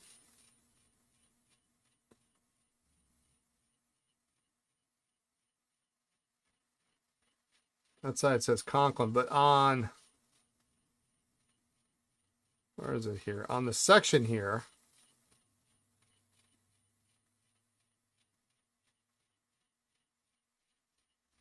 you've got the arrow for the cap. I've got some little spots of something on here we'll try to get off. Try to clean that up, make that look a little nicer. What else do we got on this here? This doesn't have those markings.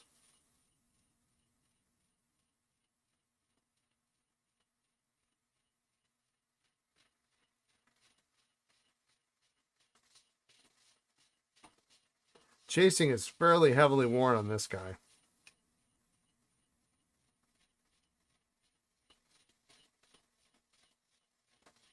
But otherwise, decent looking pens. The nibs,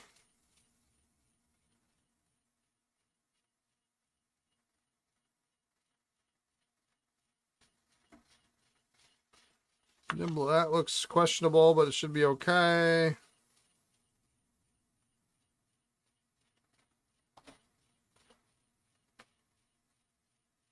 Ah, rats. Well, this is an early nib. The tipping is worn away on the tip.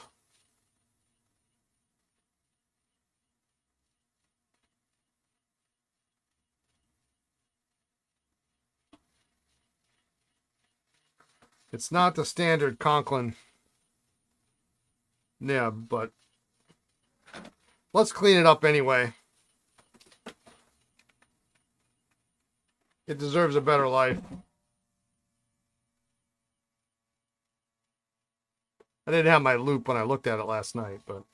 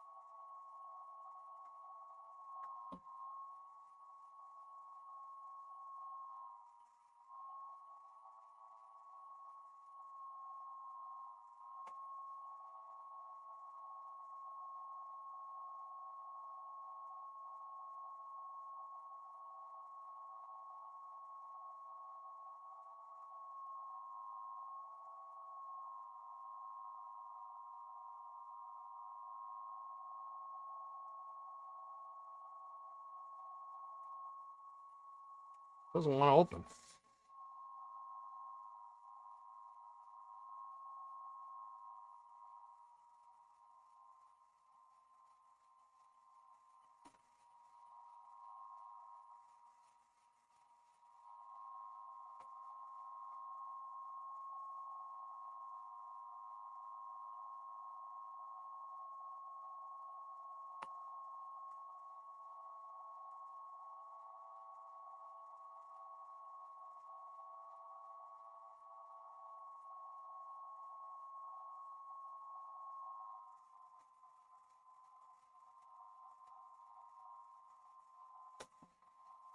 You have to be careful since there's an imprint on that section. You can't heat it too much or that imprint will pop out.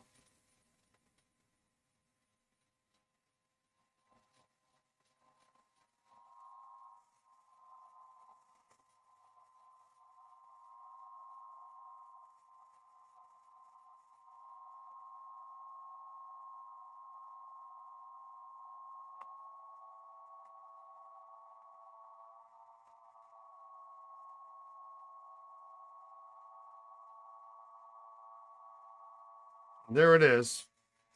It is a threaded section. Thus the imprint.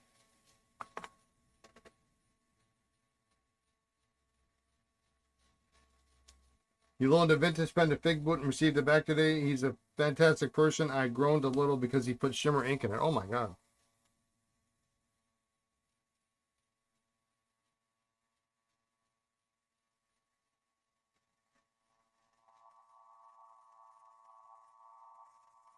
All right, Juicy. Have a good night.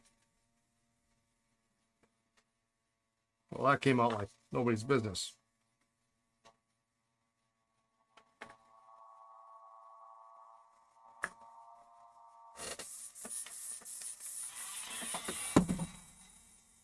So let's take a look at this. This is pretty cool.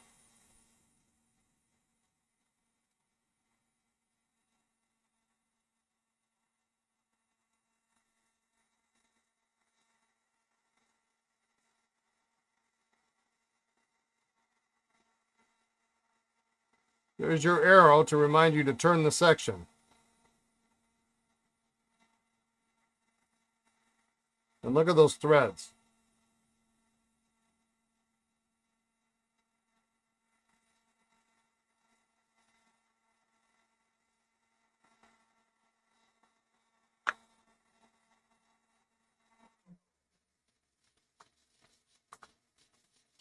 That is pretty darn cool.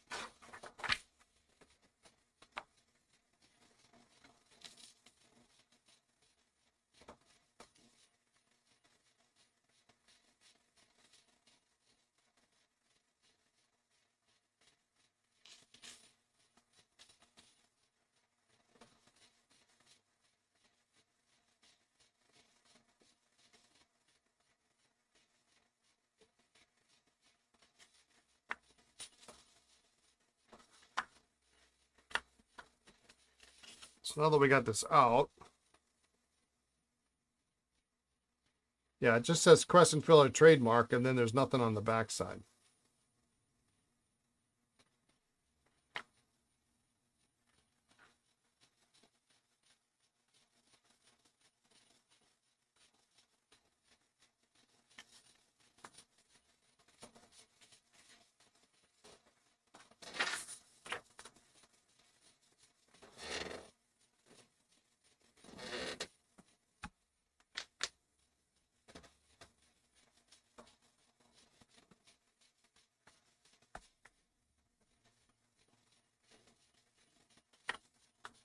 All right.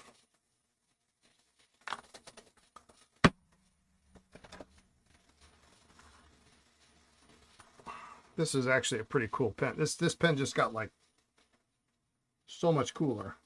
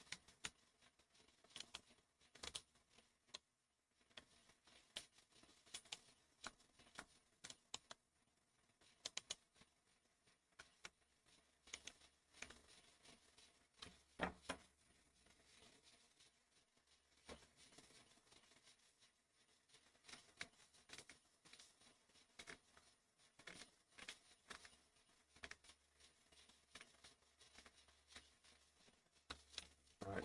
We get an ad running on Twitch. I'm going to grab myself a soda. I'll be right back. Hang on.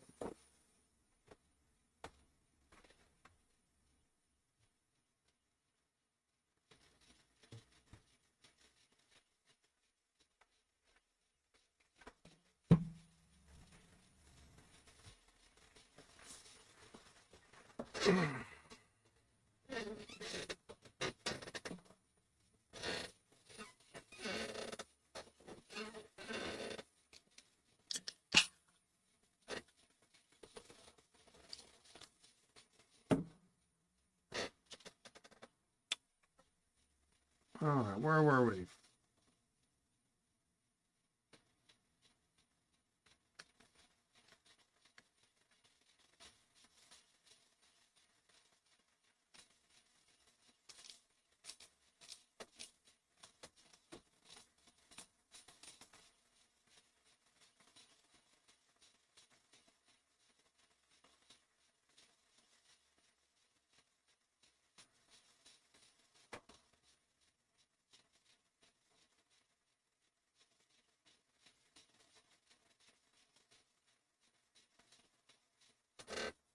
That is super cool.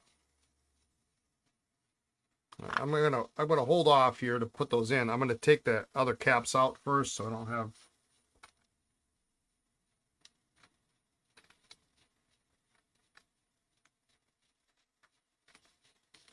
all this stuff jostling around together.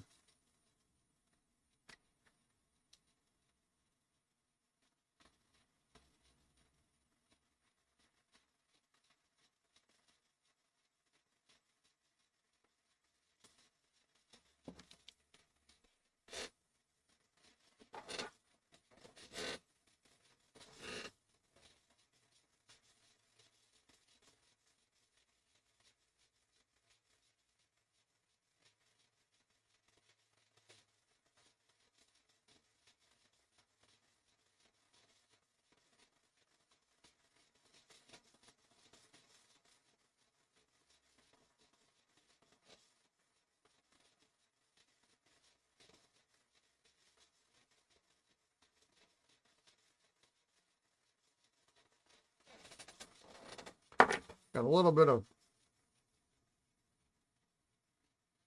old sack in my eye.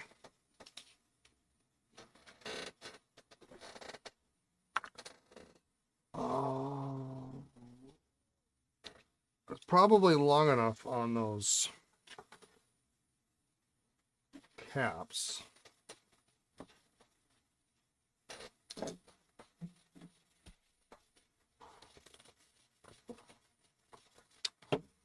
Did I have the right change for the soda machine? Yes, I did.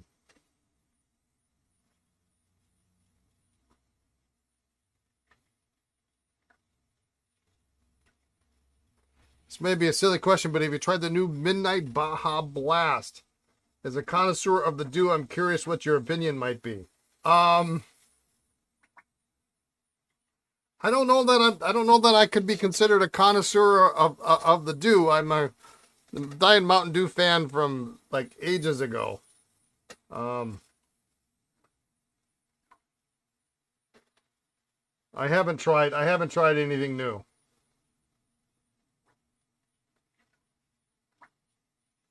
I probably shouldn't drink soda in the first place. I know these are hard rubber, but I'm gonna drop them in there. Yeah, I thought at first, Caleb, I thought you were talking about an ink color. I'm like, well, no. But if you guys really want it, I'll get it. You know.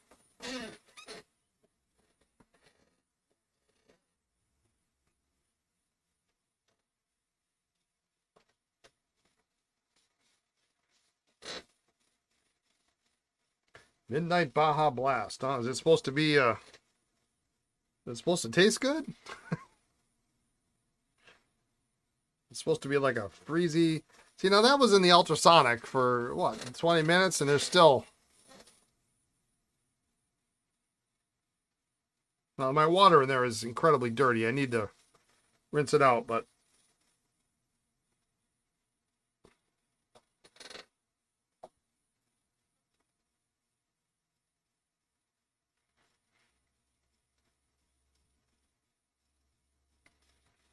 My friend Dave, who's basically the same age as I am, still drinks regular Mountain Dew. I don't know how the heck he does that. He got to have a stomach made of iron.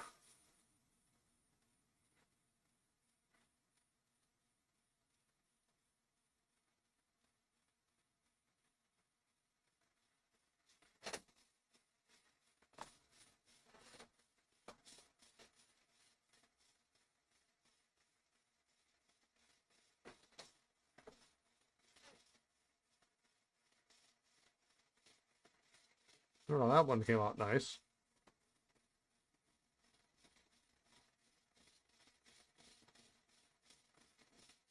So that.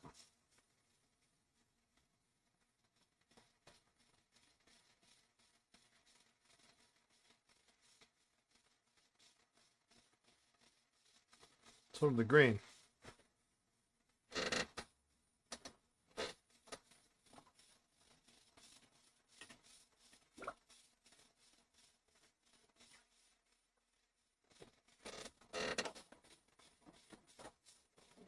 I'm gonna get these out of the way because I don't want to run into an issue.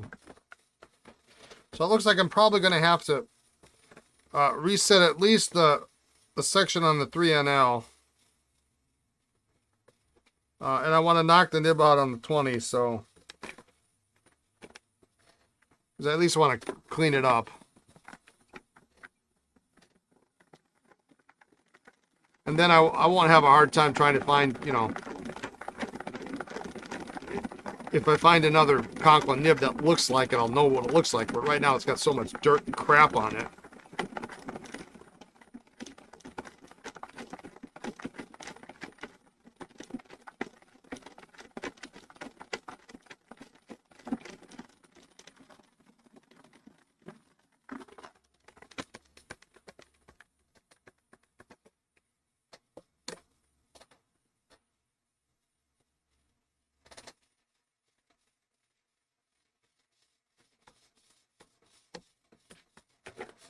It's just kind of hard to see. And if, you know, if it's going to be a case of I'm not going to be able to find the nib, at least I can have it looking shiny and pretty.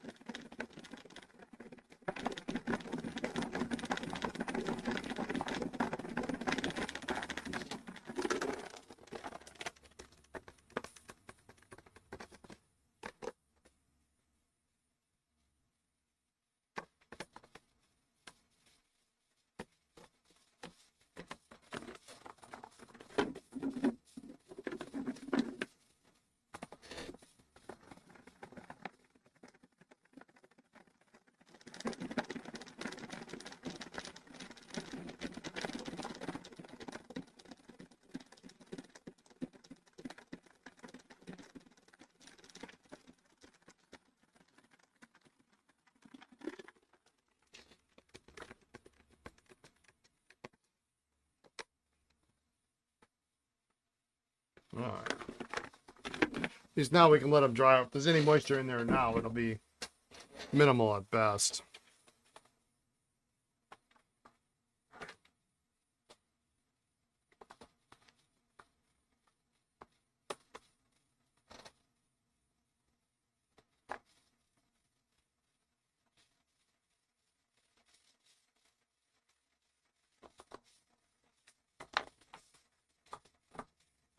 We'll polish those tomorrow.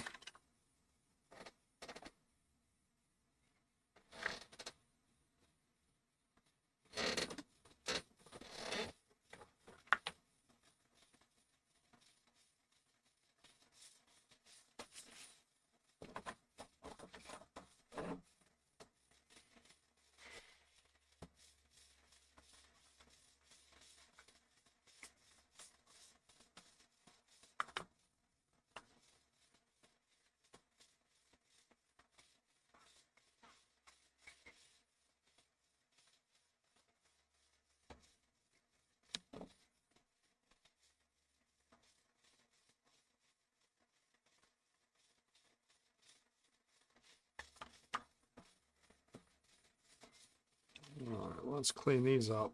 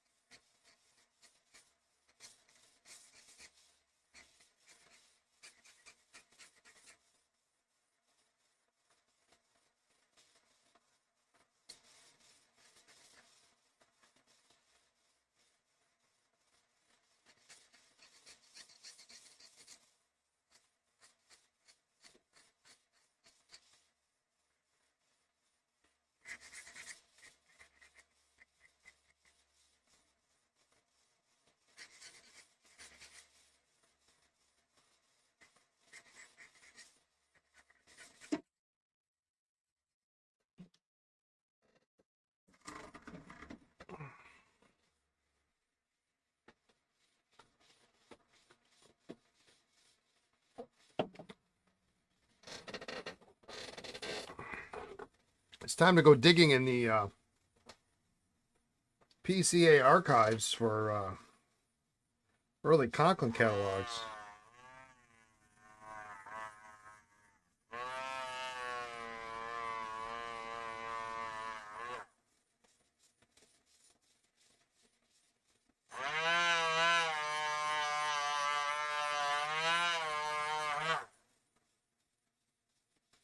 Really is a valuable resource. If you're not familiar with it, Pen Collectors of America reference library.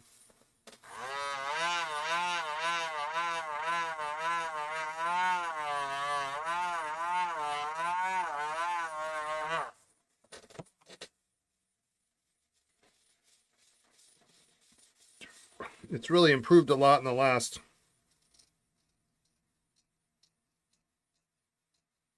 10 years.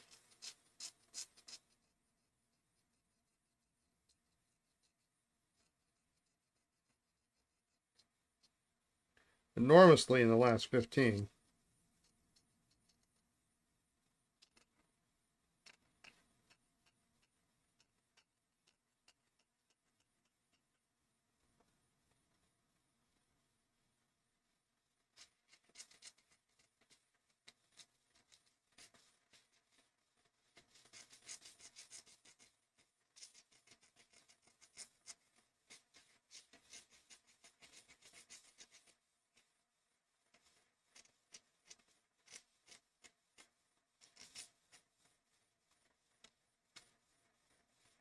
You don't have to be a member to access it.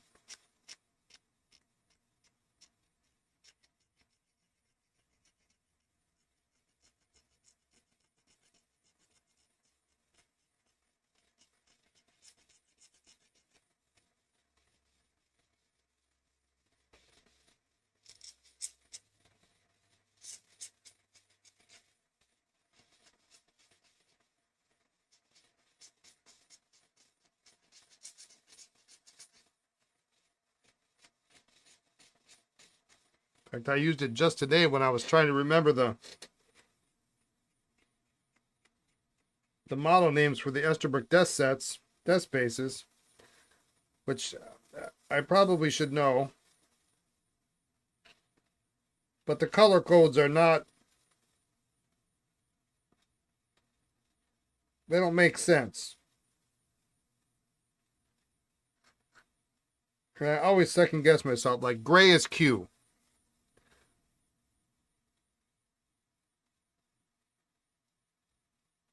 Green is N. Blue is L, I think.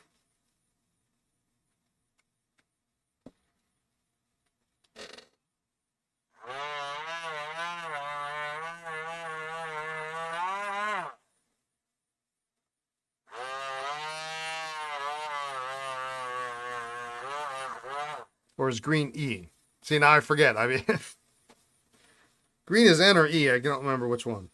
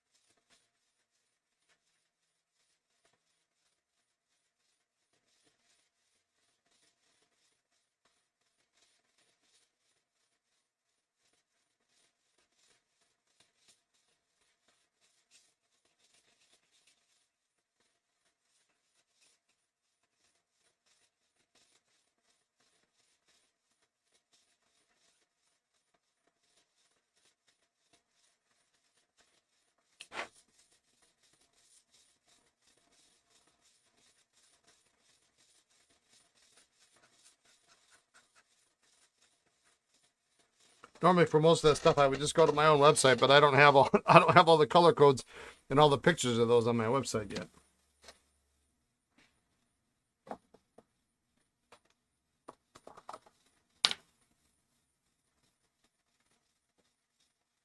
Someday.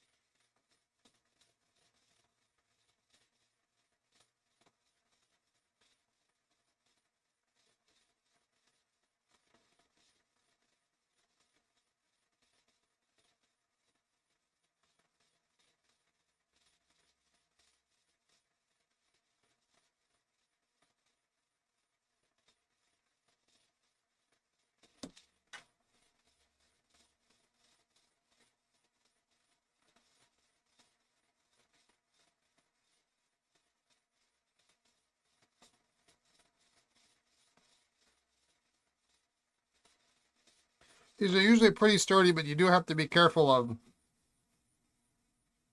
the connection points where the crescent is actually attached to the bottom of the bar.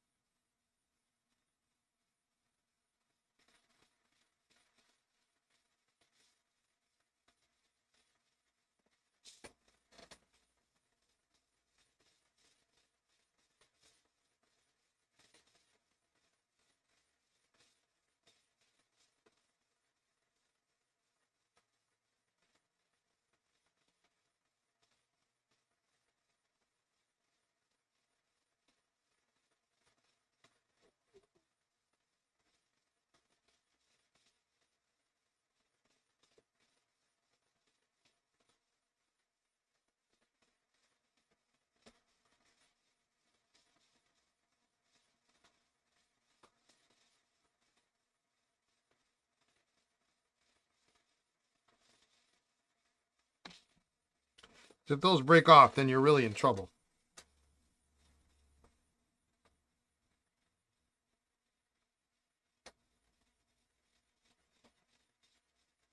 Everyone hear what I heard? He said they'd be on the website on Sunday. Yeah. Yeah, these are mine.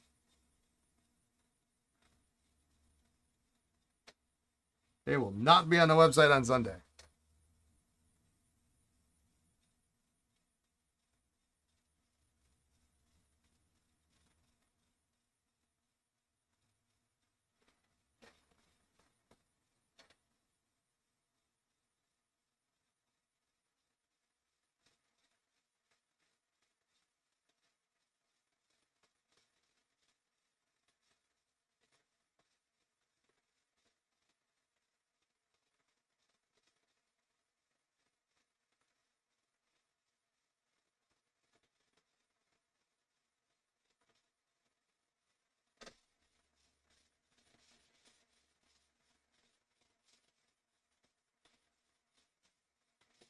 If I were to sell these would be at that price, you know, that price that you don't want to sell it. So it's going to be really, really very high.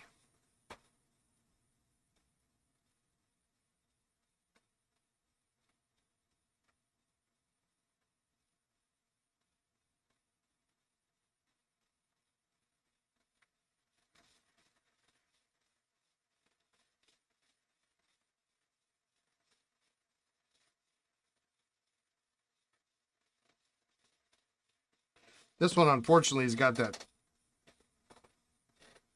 problem with the one tine. Now, I probably could... The one tine is completely missing tipping.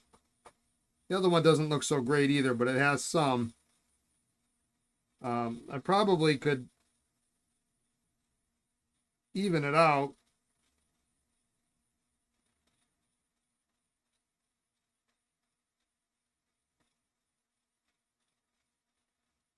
But then we'd be writing right on the gold. And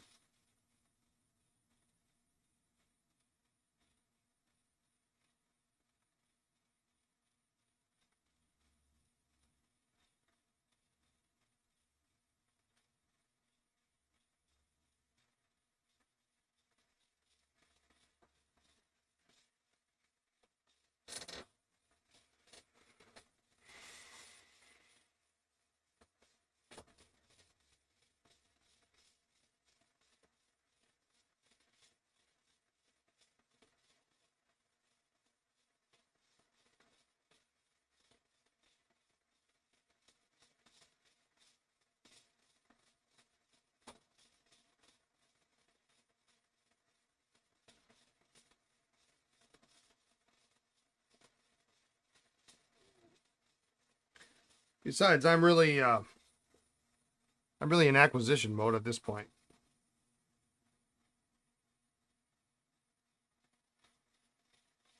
And Lisa's okay with that.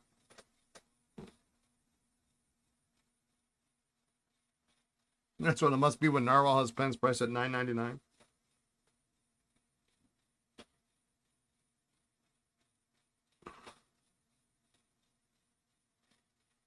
All right.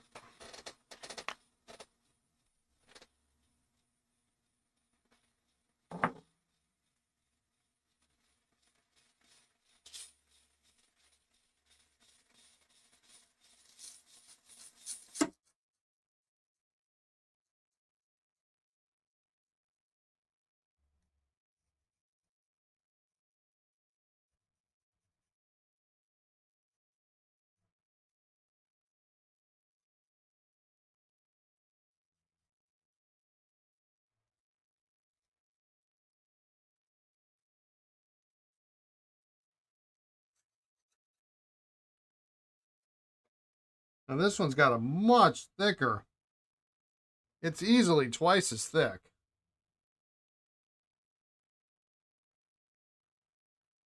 Far than the older one.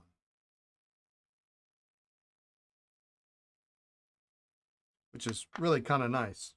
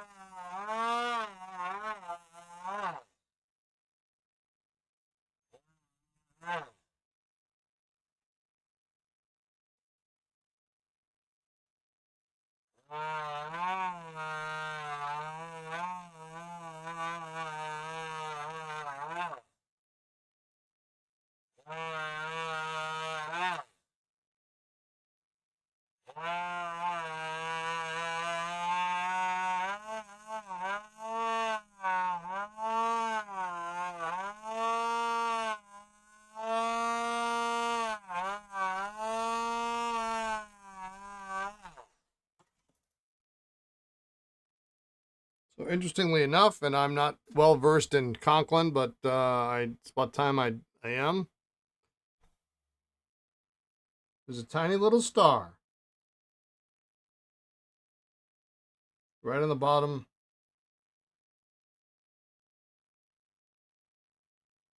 of this bar.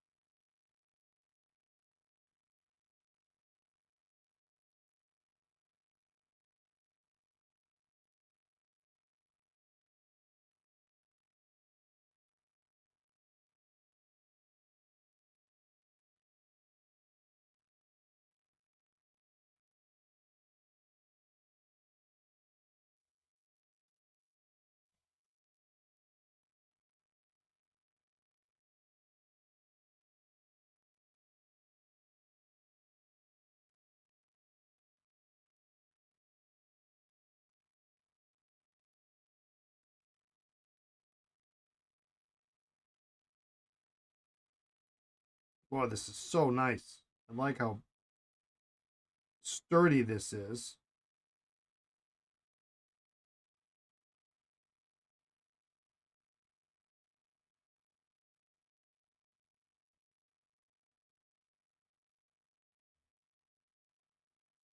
The other one's not wimpy, but it's like I say, it's at least half the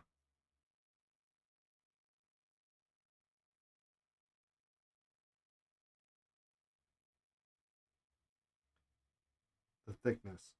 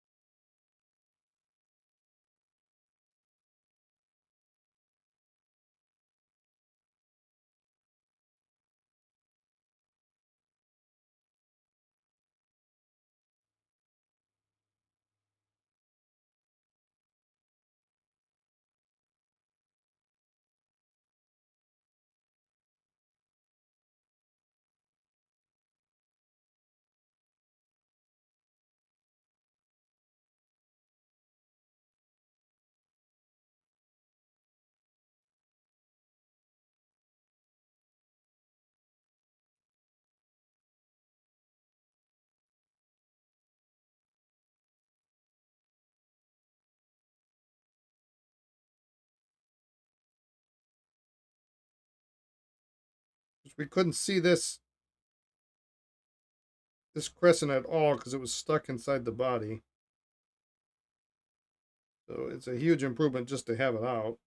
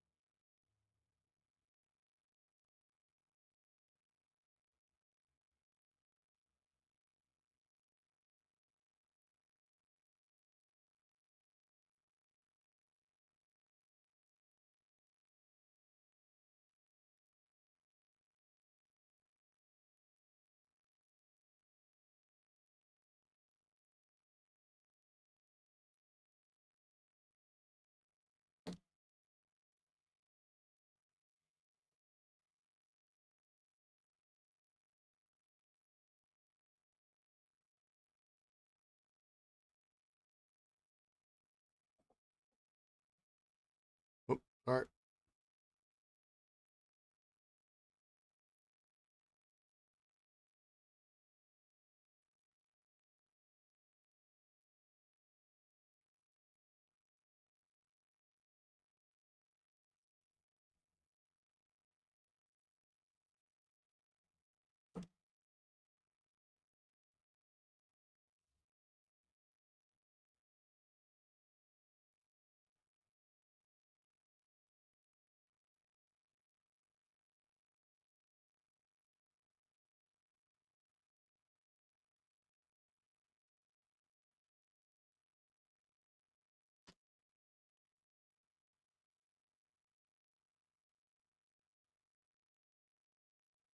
This one was a lot cleaner.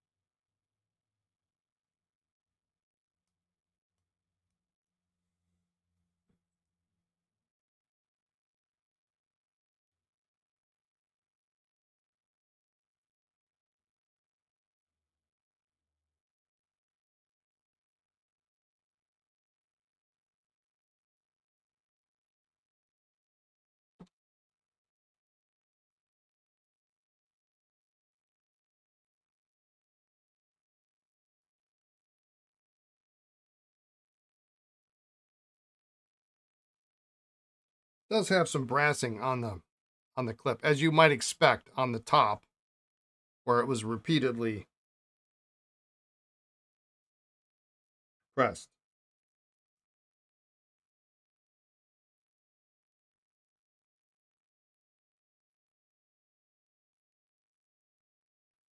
And some marks where it looks like it was probably dropped at some point, maybe multiple times.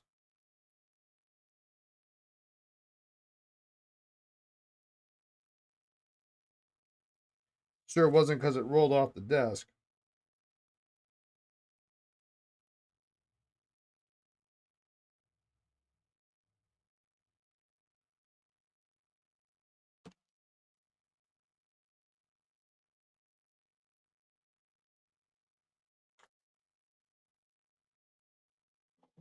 All right, let's take a look at the nibs. I still want to clean up like we did the last couple, you clean up the knob there.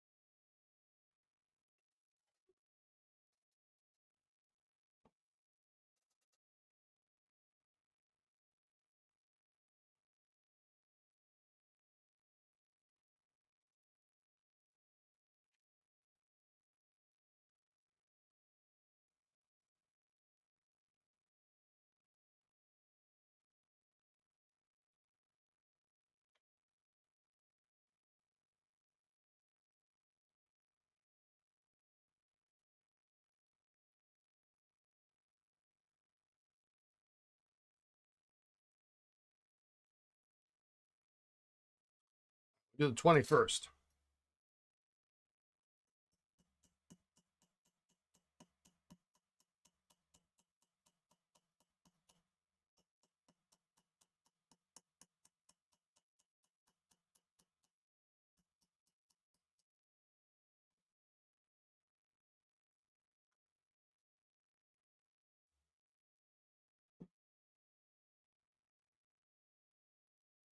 Ah! Oh, excuse me.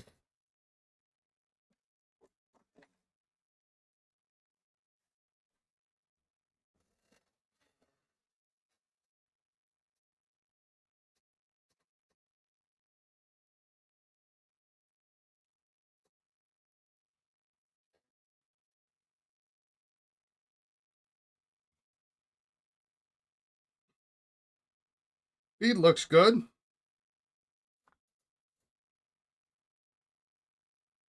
Actually, the back of the nib looks good too, but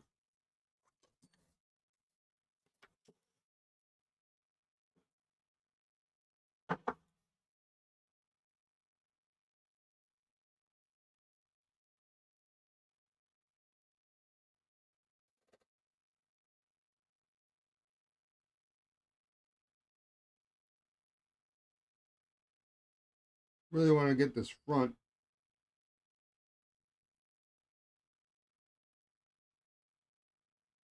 a little bit cleaner.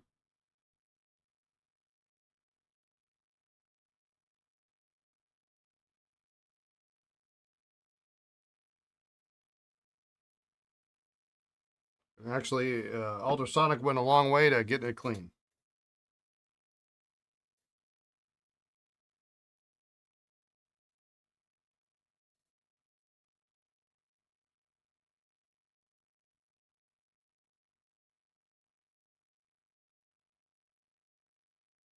Well, it makes me wonder if this is maybe not a replacement nib.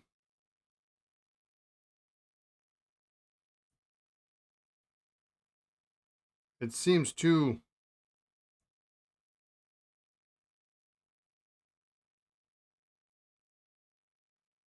modern for it.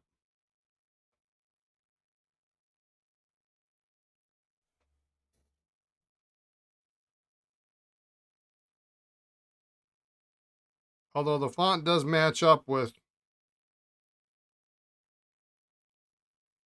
what is on the lever.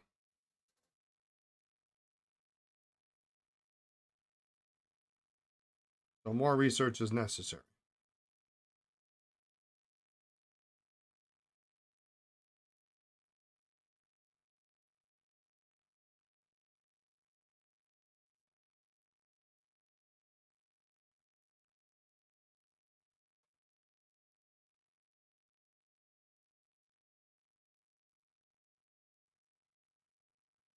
For now, we're just going to put it back together because we don't know.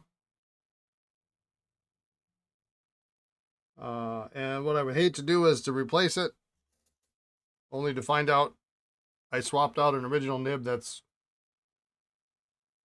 difficult to find.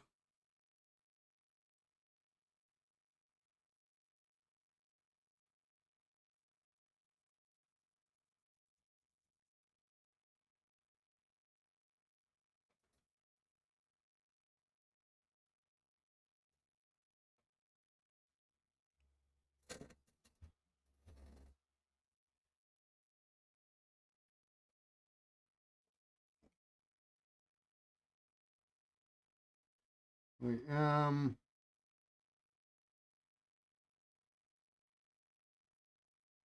going to just slightly polish this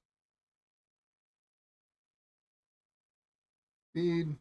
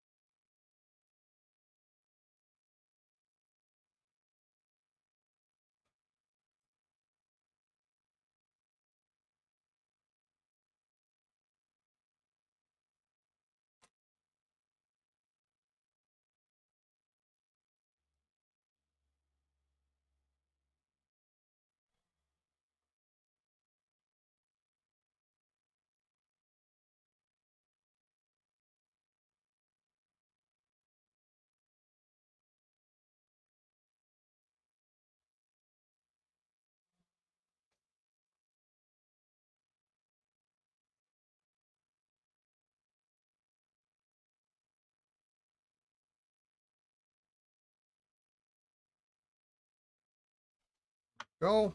That looks much better. It's a much nicer. But we can. Once I clean this one up, I'll show you the difference in the fonts.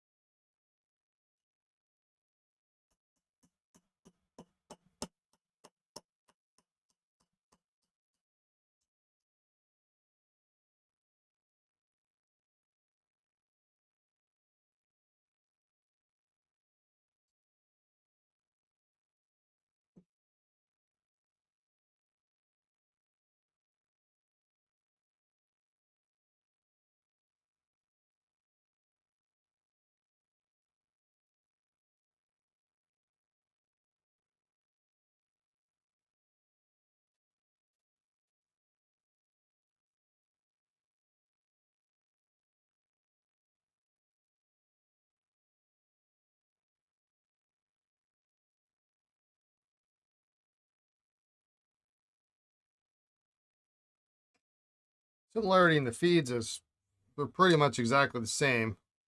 Main difference is I've got a number 3 nib on this one and a number 2 on the other.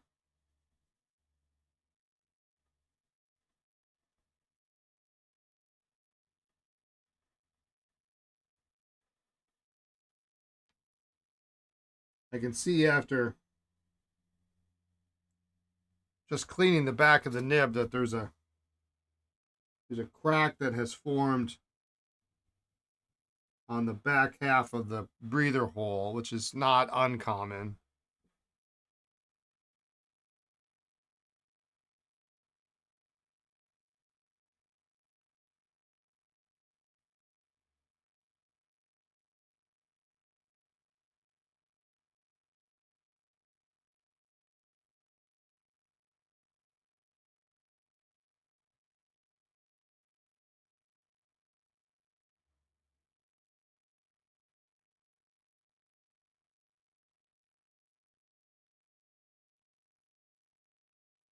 But it's only, you can only see the crack from the back, not from the front. So we don't want to press too hard or it will come through to the front.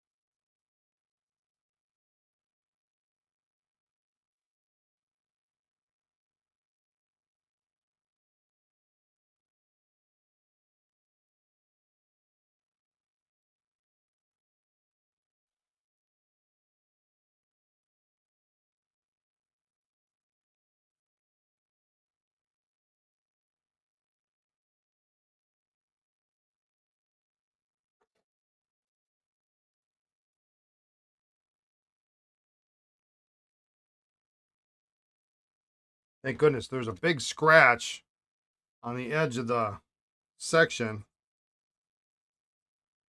Oh, that would stink if it's a crack, but it doesn't go through. It's just a scratch.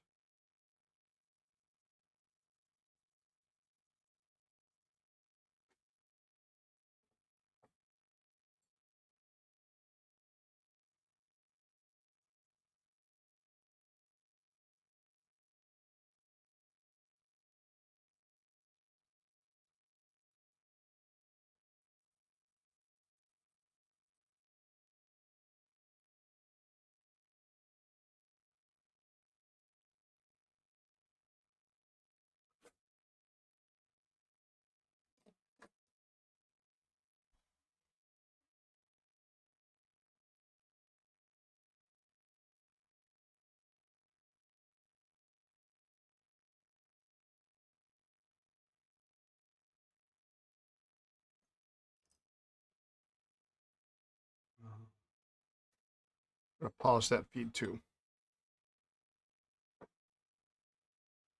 When you got it apart, that's the time to, you can see the ink coming off on my Q-tip.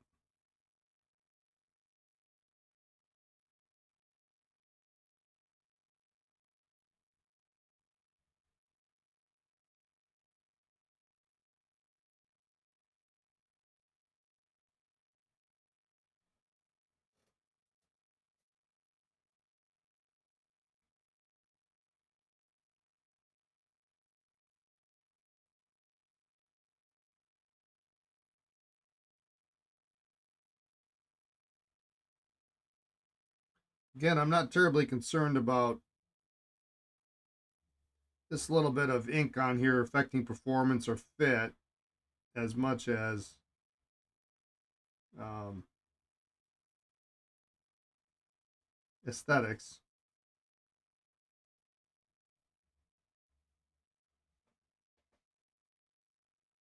because you'll see that shine, that blue or that red shine on the back of the nib. It won't be perfectly black.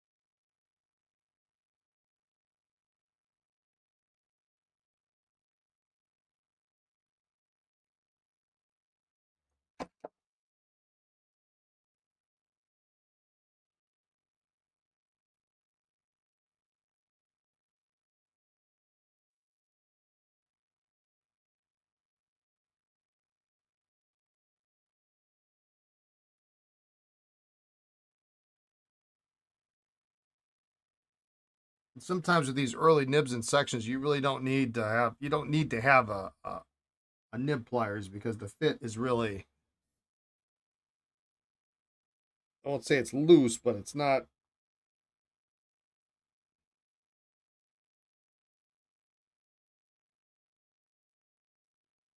loose to the point that you can pull it out, but it's not super tight. So here's the difference between these two pens, which look identical.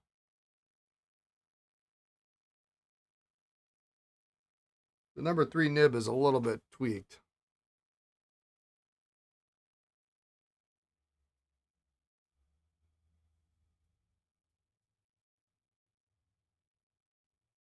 The number 3 is kind of stamped, and then the number 2 has got kind of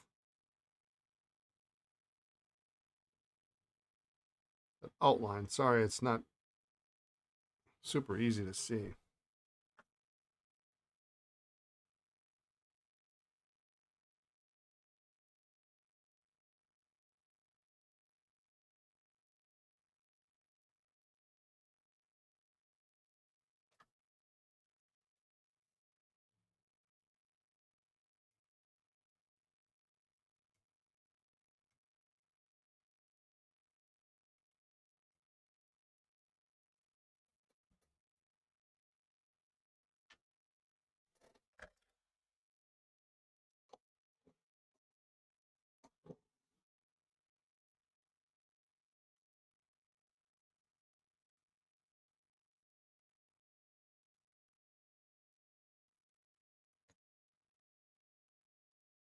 Now I want to just clean this up. It's got a lot of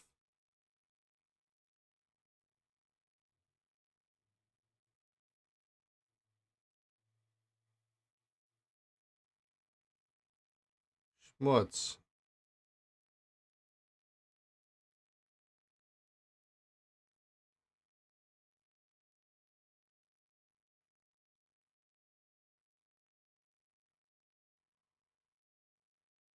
In these grooves on this ring.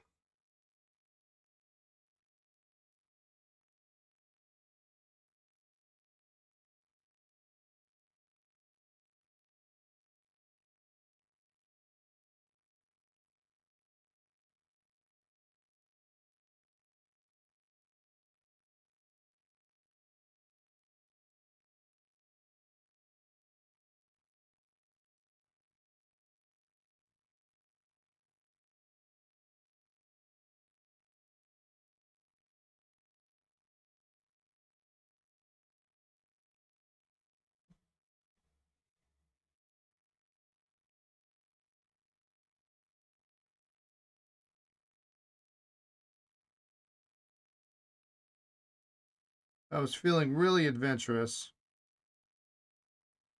I would take this entire ring off.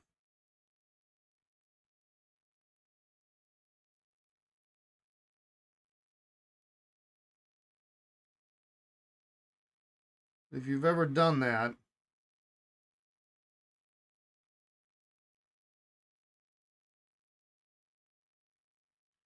You know it's not a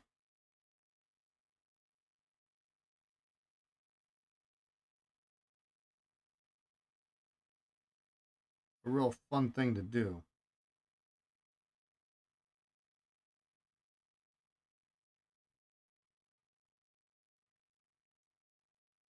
You kind of have to spread it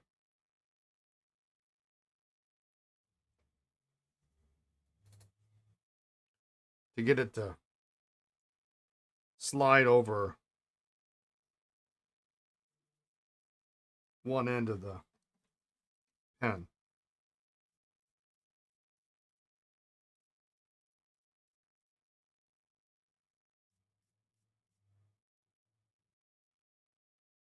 And you go to the north.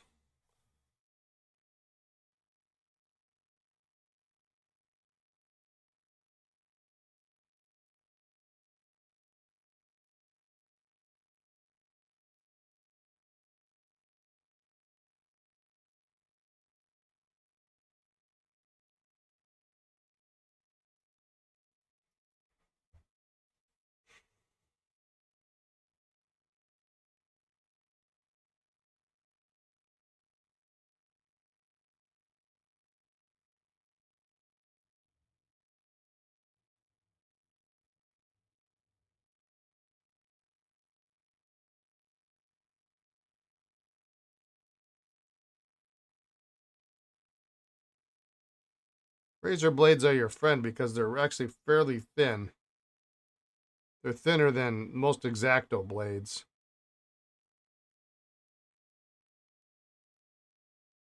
And they'll fit in these really tight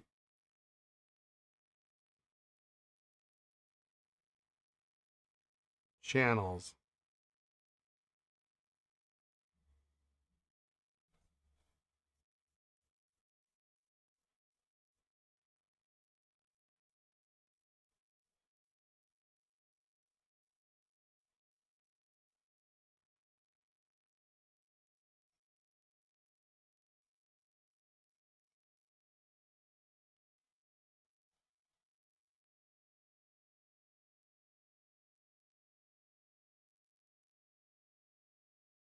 You can go in there, brush it out with your toothbrush,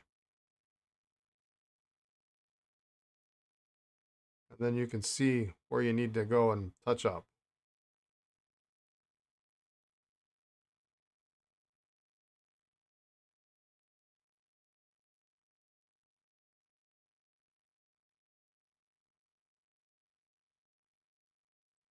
I'm not really pressing very hard. I'm just kind of drawing it through, and then when you hit some stuff, you'll see it.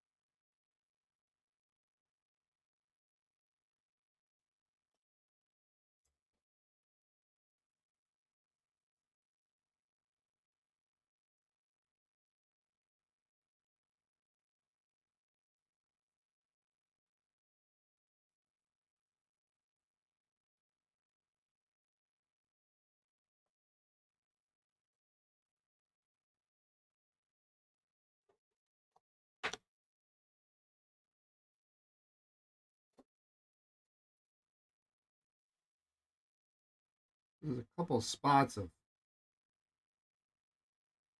stuff.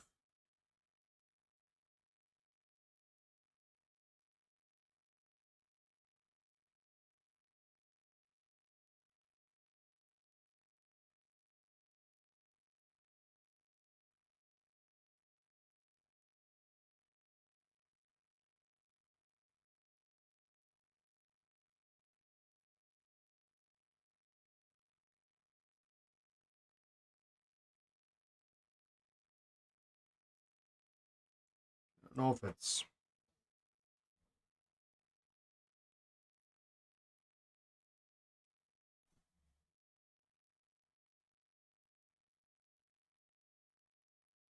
dried up ink or what it is. I can kind of chip it off with my fingernail.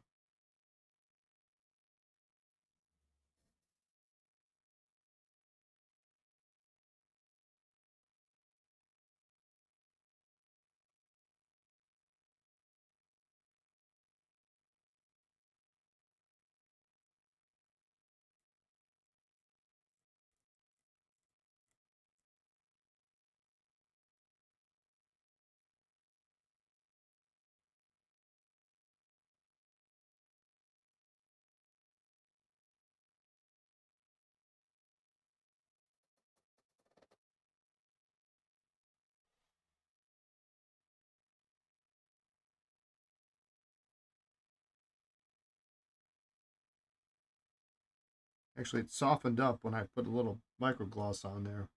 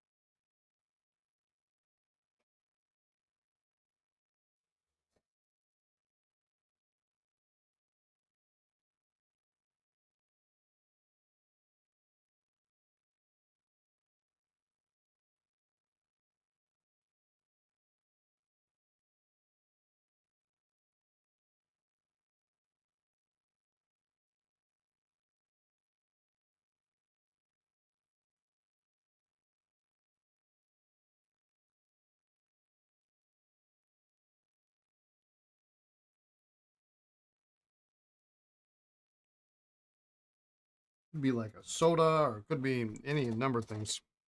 This one I can't quite seem to get. See if the toothpick gets it.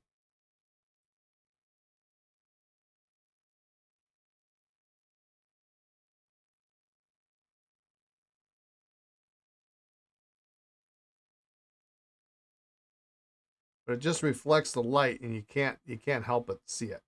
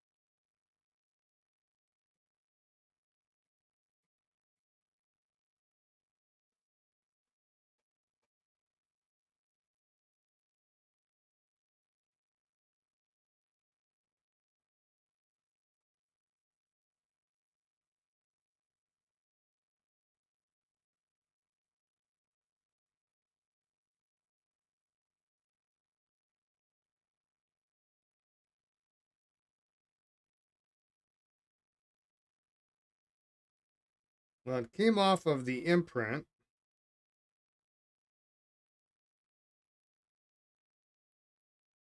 Which is good because it was actually a big glob of it that was sitting on top of the imprint.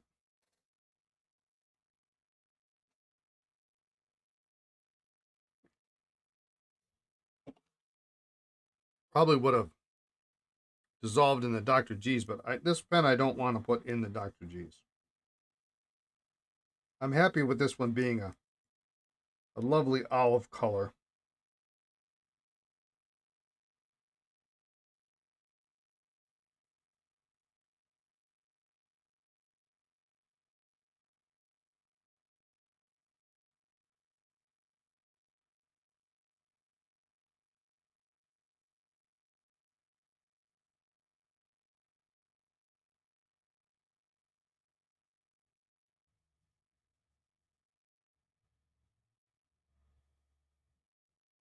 Now, when you get that crap all over your hands, you really almost have to wash your hands because you just end up constantly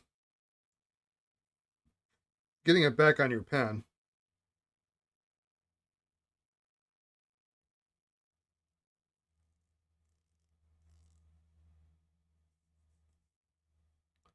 But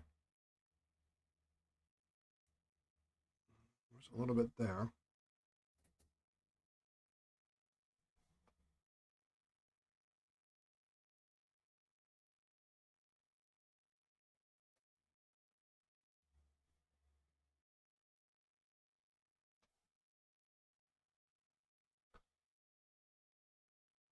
We can now much easier see what's going on here.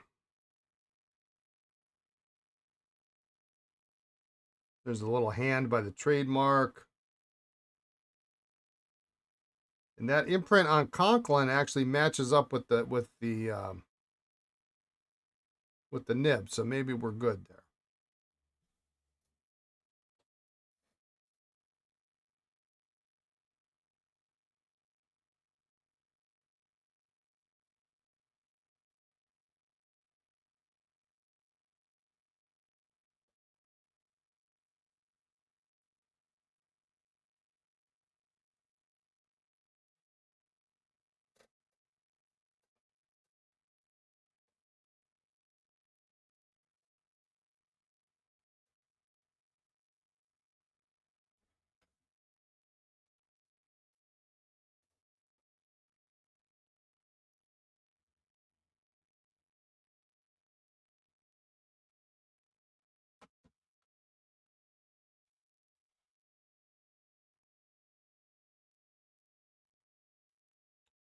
Just looking to see if there's any more of those little spots on there. I don't see any. Tomorrow we'll go over it again when I have cleaner hands. Actually, I should probably take a look at the cap too while we're at it.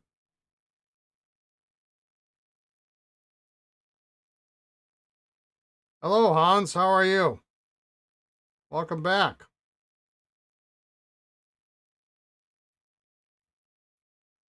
We've got some schmutz here on the cap, so maybe we'll tackle that probably tomorrow. The cap upside down. Let's take a look at these. You missed all the excitement.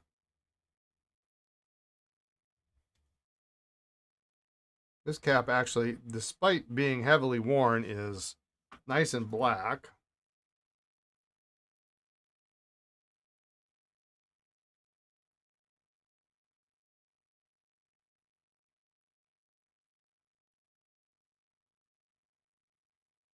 You usually miss the good parts.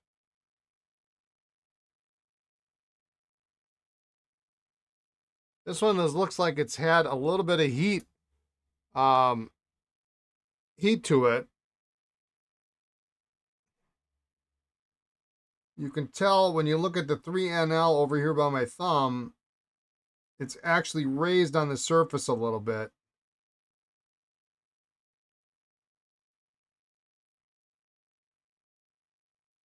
So it got hot enough to raise the imprint.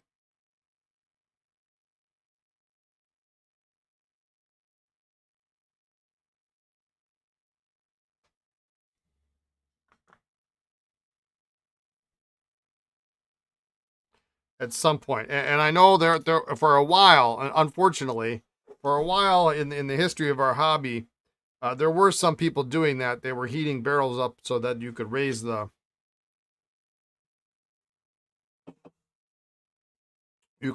imprint. Hans, what you missed is a threaded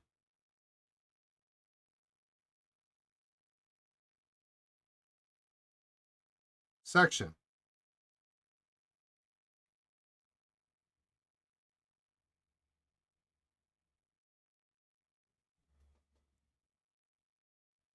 Actually, it's reverse threaded, isn't it?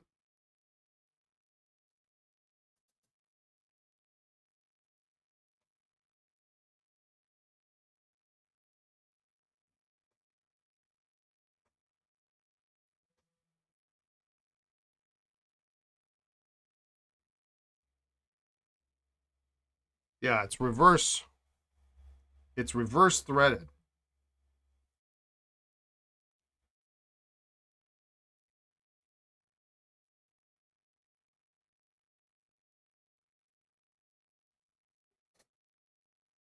Yeah, they thought that was bringing back the imprint, right? Yeah, so it's really sticky.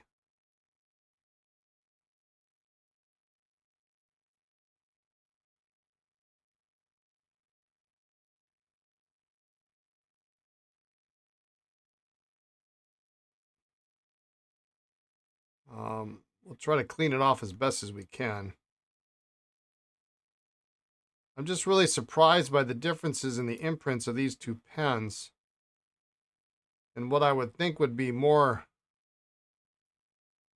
modern. Actually, there's a little bit of,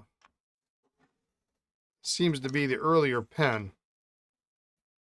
I could be wrong though.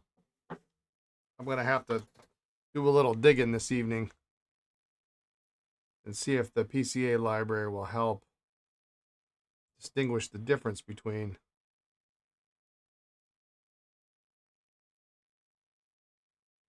Yeah, I don't know. It was just a little bit of heat and then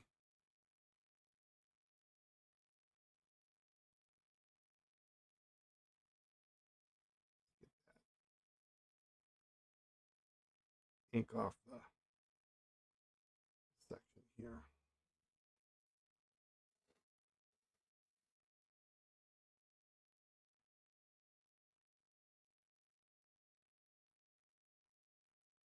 And they're weird threads too. They're weird threads. It's got this cool arrow on the section that I thought was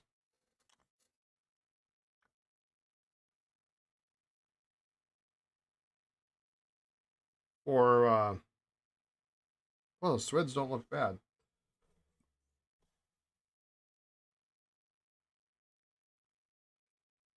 That I thought was for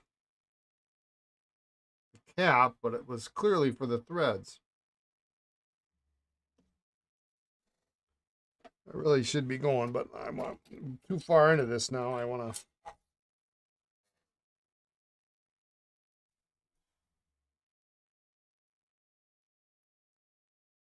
There we go.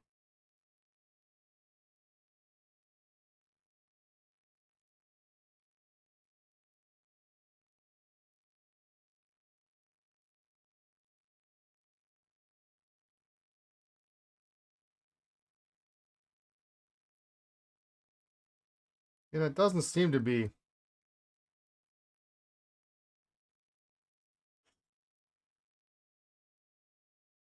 I think it's just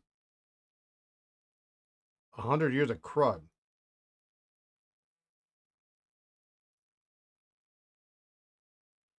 I just got the text saying that we're not leaving at 5 today.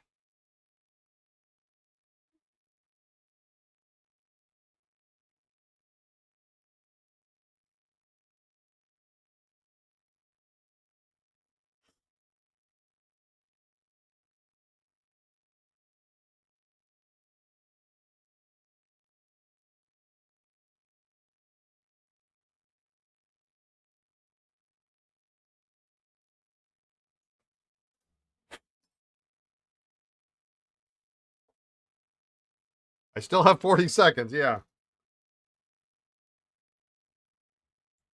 Well, Lisa lets me know. I mean, she sometimes I'll be ready to go, when her day is done, so that we can just we can book out of here and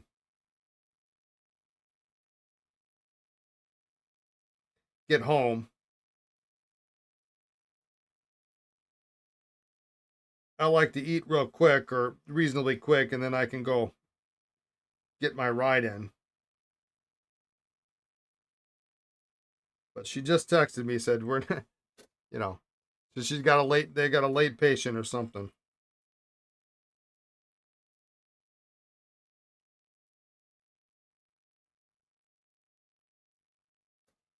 Probably. Well, let's try this.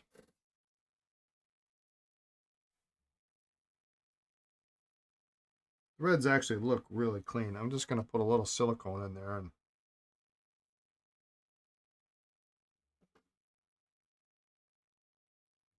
I can wipe it off later.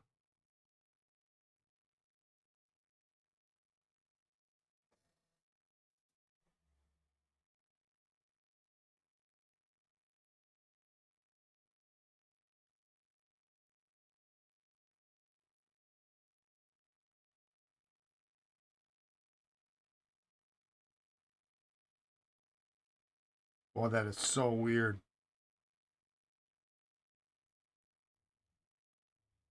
There we go. That's better.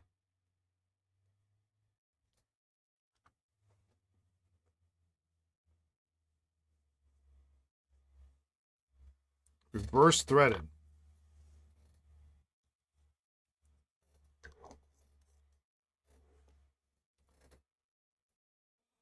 All right, well,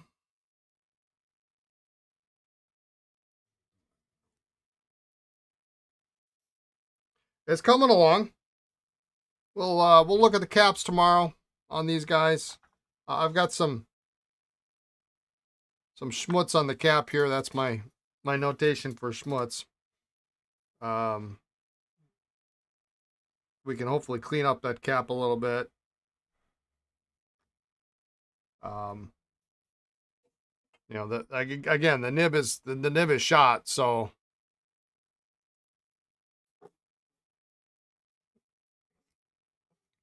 you would hesitate to screw it in without heat. It wasn't too bad. It really just needed a, yeah. You might as well sack them so you can try them tomorrow. I'm gonna wait. I'll take my time. We got all 1, 2, 3, 4, 5, 6. Well, we got 7 Sheaffers to try tomorrow.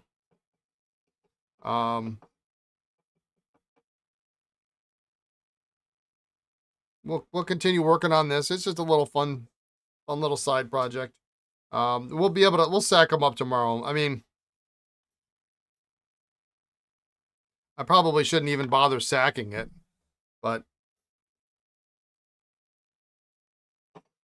maybe I won't. It's in much better shape.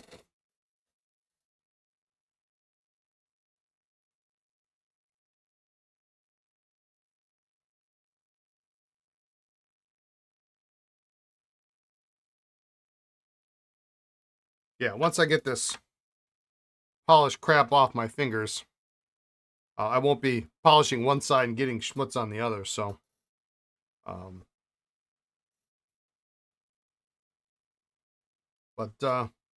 yeah,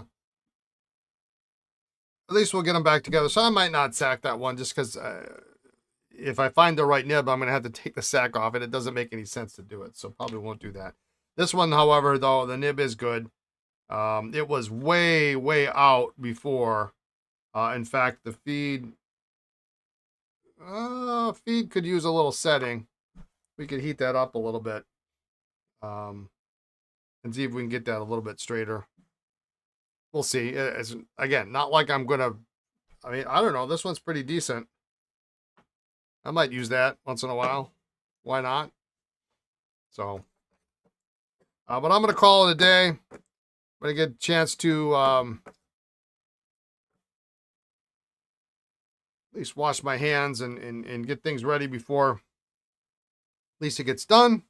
Have a good night, Hans. Thank you. And we'll go from there. So tomorrow we'll have a bunch of Sheaffers, including that lovely stub that so many people have asked me about, so we'll try that tomorrow. We'll try those guys tomorrow. Get those out of here. Did I have anything else? No. Oh, we didn't get to that. We We didn't get to try to see if we can get that lucky curve open, that desk pen. That's a little troubling, but it's been sitting in the ultrasonic, so maybe a couple days in the ultrasonic will do it some good. So we'll try to get that tomorrow. Maybe tomorrow we try that, tighten up that stupid Vacuumatic Demi cap. See if we can get that done, because the pen is nice. It writes nice. It's done. It's sitting over here on the side. I would love to get it out and get it ready for sale, but we'll see what happens. So, all right, everyone. Thanks so much for joining. Have a great evening, a great morning, a great afternoon, wherever you are in the world. Be kind, of course, and be well. We'll see you tomorrow, all right? Take care, everyone.